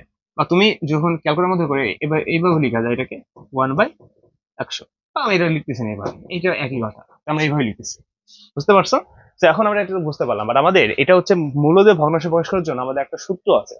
সূত্র হচ্ছে ওই যে আমরা প্রথম দিকে শিখছিলাম এই সূত্রটা। হ্যাঁ, এটা হচ্ছে তোমার এস ইনফিনিটি সমান অসীম ত্বরকের সূত্র, যে তোমার a ডিভাইডেড 1 - r। এটা দ্বারা আমাদের জাস্ট যে মানটা বেরো সেটা হচ্ছে আমাদের আনসার। তো এতটুকু তো মনে রাখতে হবে যে পৌনঃপুনিক দশমিক থেকে মূলদীয় ভগ্নাংশ যদি প্রকাশ করতে হয়, তোমাকে এই অসীমটা সমষ্টি এই সূত্রটা জাস্ট মনে রাখতে হবে ভাইয়া। এস ইনফিনিটি সমান হচ্ছে a divided 1 - r, a divided 1 - r। বুঝতে পারছো? তো এখন দেখো এখানে এর মান কত পেয়েছো, এর মান কিন্তু 0.27 ডিভাইডেড 1 - আর এর মান কত পেয়েছি 0.01। সো এখন ক্যালকুলেশন করো। তো আমি একবার করে দিচ্ছি, 0.027 ভাগ হচ্ছে কত 1 - 0.01, যার সমান চাপ দেবো আমাদের এখানে আসবে 3/11। বা তোমাদের যাদের এমএক্স 100 ক্যালকুলেটর আছে তোমাদের এই মানটা আসবে, তোমাদের আসবে হচ্ছে 0.272727। বাট আমাদের যেহেতু এখানে বলেছে মূলদীয় ভগ্নাংশ প্রকাশ করতে, তার জন্য এটা এভাবে লিখবা না, এভাবে না লিখে ভগ্নাংশ আকার এভাবে লিখে দেবা। এই হচ্ছে আমাদের আনসার। বুঝতে পারছো? তো তোমাদের এমএস 100 ওইগুলোতে কিন্তু এই আকারটা আনা যায়। তোমরা কি করবা, প্রথমত এই মানটা উঠাবার পরে তোমরা হচ্ছে এখানে লেখা আছে দেখো ABC, অর্থাৎ এ বি স্ল্যাশ সি, এভাবে একটা জিনিস লেখা আছে। এই মানটা উঠাবা, এটা চাপ দিবা, তারপর নিচের মানটা উঠা যার সমান চাপ দাও, দেখো তোমাদের 3 এবার একটা দিয়ে আমাদের 11 এমন একটা মান আসবে আর কি। ঠিক আছে, মানে এমন একটা চিহ্ন আছে, এরকম একটা মান আসবে তোমাদের। বুঝতে পারছো? যাই হোক, তো তোমরা এগুলো দেখবা, আমাদের অলরেডি এগুলো হ্যাক্স দেওয়া আছে, এগুলো দেখে নিও তাহলে হয়ে যাবে। তো এটা হলো আমাদের বেসিক নিয়ম। সৃজনশীল আসলে এইভাবে করবা। তো ভাই এমসিকিউ তো আসলে কিভাবে করবা দেখো, এমসিকিউর ক্ষেত্রে তো জাস্ট আমরা কিছুই করবো না, আমাদের সরাসরি এই মানটা ক্যালকুলেট উঠাবা, দেখো এটা চলে আসছে। দেখো কিভাবে। তো প্রথমত আমরা কিন্তু বলছি এটা মানে কি, এটা না, তো তোমরা এই 0.27 ক্যালকুলেট স্ক্রিন যত বড়, ক্যালকুলেশন যতগুলো মানে আসবে ততগুলো লিখবা। তো 0.272727272727 এইভাবে দেখো, আমি স্ক্রিন কিন্তু এখন ঘোলা করে দিচ্ছি দেখো, মানে অনেক অনেক দূর, যতদূর সম্ভব যতদূর সম্ভব আমি লিখছি। এখন যা সমান চাপ দিবা, এই যে দেখো আমাদের 3/1 চলে আসছে। ওকে, দেখো 3/1 চলে আসছে। সো এই হলো বিষয়গুলো, আসলে তোমরা বুঝতে পারছো সবাই। ওকে, তো আমাদের আরেকটা ম্যাথ যেহেতু বাকি আছে, আমরা ওই ম্যাথটা সমাধান করবো। এটা কিন্তু যেহেতু দশমিকের আগে দেখো, আগেরটা কিন্তু 0 ছিল আর এখন এটার মান আছে। এই দুইটা ম্যাথ করলেই এই অধ্যায়ের সকল ম্যাথ তুমি সমাধান করতে পারবে এত লিখে। দেখো তো এই ম্যাথটা কি আছে, খ নম্বর, এর তোমাদের বইয়ের ম্যাথ সব 0.0403। ওকে, দেখো এখন কিন্তু এটা 3.0 না, এরপর কিন্তু এই এখানে একটা দশমিক আছে, মানে পৌনঃপুনিক আছে। তো ভাই এই পৌনঃপুনিকটা মানে হচ্ছে 4 এর উপর পৌনঃপুনিক আর 3 এর উপর পৌনঃপুনিক, মানে জিনিসটা এমন না যে 4 আর 3 রিপিট হচ্ছে, এই মাঝখানে যে আছে না ওই ডেটাও রিপিট হইতেছে। মানে মাঝখানে কে আছে, 0 না, তো 0 এর উপর এই পৌনঃপুনিক দিতে হয় না, এটা বুঝে নিতে হয় যে মাঝে যে থাকবে সেও ওদের সাথে রিপিট হবে। বুঝছো? আর মনে করো তুমি আর তোমার বন্ধু আছো, তুমি আর তোমার বন্ধু, আর মাঝে মনে করো 10 টাকা আছে, 10 টাকা। তাহলে 10 টাকা কি মানে তুমি মানে পড়ে আছে মাঝখানে, তুমি নিতে চাও, ও নিতে চায়, এই জন্য কি করতেছে, যে তুমি ওকে নিতে চাচ্ছ, ও নিতে চাচ্ছে, মানে দুজনেই নিতে চাচ্ছ। এই জন্য যে তোমরা দুজন রিপিট হও, পুনরাবৃত্তি হও, এই 10 টাকা তোমাদের সাথে পুনরাবৃত্তি হবে। এতটুকুই নিয়ম, যা কিছু না। তার মানে মাঝে যে থাকবে সে হচ্ছে ওর সাথে পুনরাবৃত্তি হবে। তো 0, এই 0 থাকবে, তাহলে 403 403 403 এইভাবে কিন্তু চলতেই থাকবে। আশা করি ক্লিয়ার। এখন যে চেষ্টা করবা দেখো, এই যে থ্রিটা আছে না, এই থ্রিটাকে রেখে দেবো সাইড, 3 প্লাস এই থ্রিটাকে আলাদা করে দেবো, এখন একটা ব্র্যাকেট দিবা। এটা নিয়ম, আলাদা নিয়ম। দশমিকের আগে যদি 0 থাকে তখন আগের নিয়ম, আর যদি দশমিকের আগে যদি কোনো সংখ্যা থাকে তখন এই নিয়মটা। যেহেতু দশমিকের আগে 3 আছে, তো আমরা 3কে আলাদা করবো, যা থাকবে তাকে আলাদা করবা। এবং আলাদা করলে এখন কি হয়ে গেল, আলাদা করলে 0 হয়ে গেল না, মানে বোঝার জন্য 0 হতে হয়ে গেল। এখন এই এটুকু নিয়ে আগে কাজটা করতে হবে। তাহলে এখন কি আছে দেখো তো, 0.0403। ওকে, এইটুকু তো থাকে না, বুঝতে পারছো?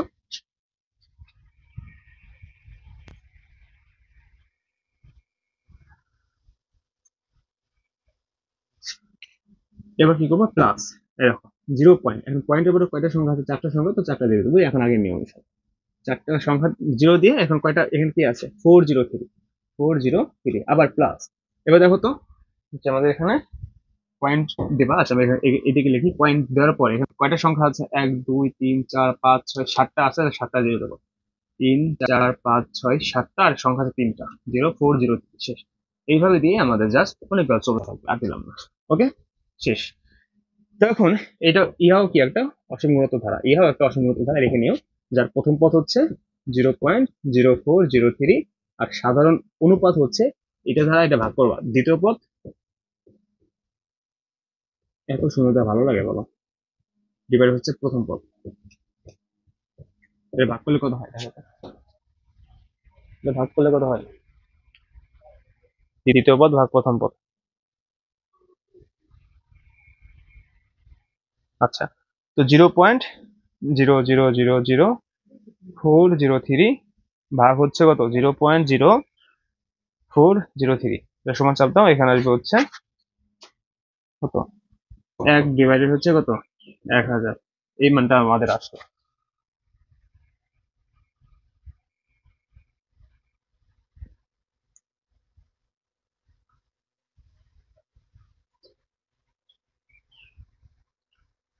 আমাদের এই মানটা আসলো, বাট আমি কিন্তু বলছিলাম যে এটা আকারে রাখবা না, এটা মোটামুটি এই আকারে লিখে দেবো। হ্যাঁ, 0.001 এই আকারে রেখে দিলাম। যাই হোক, এখন আমাদের কাজটা শেষ, এখন আমরা বের করবো, এদিকে বের করি। সুতরাং এস ইনফিনিটি সমান হচ্ছে, সূত্র ওইটা ছিল কিন্তু এর সাথে 3 একটা যোগ ছিল, 3 যোগ দিয়ে আমরা লিখবো হচ্ছে a ডিভাইডেড 1 মাইনাস r। এই জিনিসটা মনে রাখবো অনেকেই এখান থেকে এই এইটুক বের করে জাস্ট এইটুক লেখে, 3 দেয় না, 3 দিয়ে অঙ্ক করে দেয় আর সুন্দর মতো সারা কাইটা দেয়। যেহেতু 3 ছিল, এখন 3 কে এখানে যোগ করতে হবে, এর জন্য আমি এই দুইটা নিয়ম দেখাই দিলাম। ওকে, তো 3 প্লাস, এখন এখানে এর মান কত পেয়েছিলাম আমরা? 0.0403 ডিভাইডেড 1 মাইনাস আর এর মান কত পেয়েছি? 0.001, 0.001। ওকে, তো 3 প্লাস, আগে এটাকে কাজ করো, প্রথমে এটা ওঠাও উপরে, 0.0403 ছিল ভাগ 1 মাইনাস 0.001, যার সমান চাপ দাও। এখানে আসবে হচ্ছে তোমার হচ্ছে কত? 403 ডিভাইডেড 9990। এখন কি করবা? এটাকে তো লসাগু যায়, তো আমি একবার করে দেবো। আচ্ছা আমি একবার করছি না, আমি ভেঙে দিচ্ছি, তো এটাকে লিখবা 9990। এখন এটার সাথে এটা কি গুণ হবে? তাহলে 9, এর লসাগু নিতে পারো তো সবাই। 9990 গুণ হচ্ছে 3, তো এখানে আসবে হচ্ছে 29,970, এই যোগ। এখন 9990 এটার সাথে এটা মিলে যায়, তাহলে এই হরে হরে কাটা যাবে আর কি, তাহলে এখানে থাকবে হচ্ছে 403। এখন এই দুটো যোগ করে উপরে, প্লাস 403, এখানে আসবে 30,373 ডিভাইডেড হচ্ছে 9990। এখানে অ্যান্সার দিতে পারো, বাট তুমি এখান থেকে আর একটা লাইন করে দিতে পারো, যেহেতু মূলত মূলত বলে এখানে অ্যান্সার দিলে হবে এক্স্যাক্টলি ভাবে। ওকে, এখানে অ্যান্সার দিলে হবে, বাট আর একটা লাইন এখানে করতে পারো, আমি এখানে দেখাচ্ছি এখানে এদিকে। ঠিক আছে, তো এখান থেকে কি লাইনটা আরেকটা করবা, এই লাইন থেকে এখানে রাখলে হবে, কোনো ব্যাপার না, এখানে রাখলে হবে, বাট তুমি এখান থেকে আরেকটা কাজ করতে পারো। যদি মিশ্র ভগ্নাংশ প্রকাশ করতে চাও, তাহলে এটা কি করবা? নিচে না যা থাকবে তাই রেখে দেবা। নিচে কি ছিল? 9990, নিচে এটা ছিল। এখন তুমি একটা কাজ করবা, এই টোটাল সংখ্যাকে ভাগ করবা, অর্থাৎ 3 মানে 30,373 ভাগ হচ্ছে কত? 9,999। ভাগ করলে আমাদের একটা মান আসবে, দেখো এই মানটা আসবে। দেখো এই যে 3.0403, আমাদের এই মানটা আসবে। আমি লিখে দিই 3.04, মানে এই মানটা আসবে। তুমি কি করবা? এই যে 3 দশমিকের যে মানগুলো আছে সেই মানগুলোকে নিবা না, অর্থাৎ জাস্ট 3 কে লিখবা এখানে, 3 কে লিখবে এখানে, বুঝতে পারছো? লিখার পরে তুমি কি করবা? এই 3 এর সাথে এটা গুণ করবা, 3 এর সাথে গুণ করবা। দেখো তো, 3 গুণ 9990 গুণ করলে আমাদের আসবে হচ্ছে 29,970, বাট আমাদের এখানে ছিল 30,373। এখন তুমি 29,970 কে, মানে 70 কে 30,373 থেকে বিয়োগ করবা, তাহলে 30,373 মাইনাস হচ্ছে আমাদের 29,000 আছে, তো এখানে আসবে 403, মানে যেটা অবশিষ্ট ছিল সেটা এখানে আছে। এটা হবে answer। বুঝছো তো? আবারও বলি, প্রথম কাজ, তোমার এখানে হরে যা থাকবে সেটাকে লিখবা, লেখার পরে এই লব আর হরকে ভাগ করবা, ভাগ করলে আমাদের এই মানটা আসবে 3.0 তো তুমি পয়েন্টের এগুলোকে লিখবে না, জাস্ট 3 কে লিখবে এখানে। লেখার পর 3 এর সাথে এইটাকে গুণ করবা, দেখবা যে আমাদের এখানে 29,000 সামথিং মান আসবে। তো তুমি কি করবা, ওই 30,000 ওই মানটা থেকে 29 এর মানটা বিয়োগ করবা, যেটা অবশিষ্ট থাকবে সেটা হচ্ছে এখানে বসে যাবে। এই হচ্ছে আমাদের এই অঙ্কের আনসার। তো যাই হোক, বুঝতে পারছো আশা করি। না বুঝলে ভিডিও টেনে দেখবা, যদি এখান থেকে এই পর্যন্ত কিভাবে আসবা, যে এখান থেকে টেনে দেখবা, তাহলে আবার ক্লিয়ার হয়ে যাবা। এখন আমি দেখাই কিভাবে শর্টকাটে করবা। শর্টকাটে করলে এই মানটা আসবে, এটা আসবে না, এটা আসবে। দেখো, তাহলে এখানে এই মানটা আসে না, দেখো এই মানটা করলে এটাই আসে, কি আসে 3.0403 বারবার ডিভিড হচ্ছে 403, সমান চাপ দেবে, দেখো আমাদের এই মানটা সরাসরি চলে আসছে 30,373/9990, এই মানটা চলে আসছে। দেখো, বুঝতে পারছো? আর বাকিটা তো এখান থেকে এভাবে কিভাবে প্রকাশ করবো এটা আমি বললামই মাত্র। এই হলো বিষয়গুলো।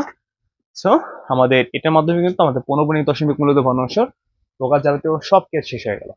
আর তার সাথে আমাদের এই সপ্তম অধ্যায়ে অসীম ধারাতে যত কনসেপ্ট ছিল প্রত্যেকটা কনসেপ্ট আমি সুন্দরভাবে আলোচনা করছি।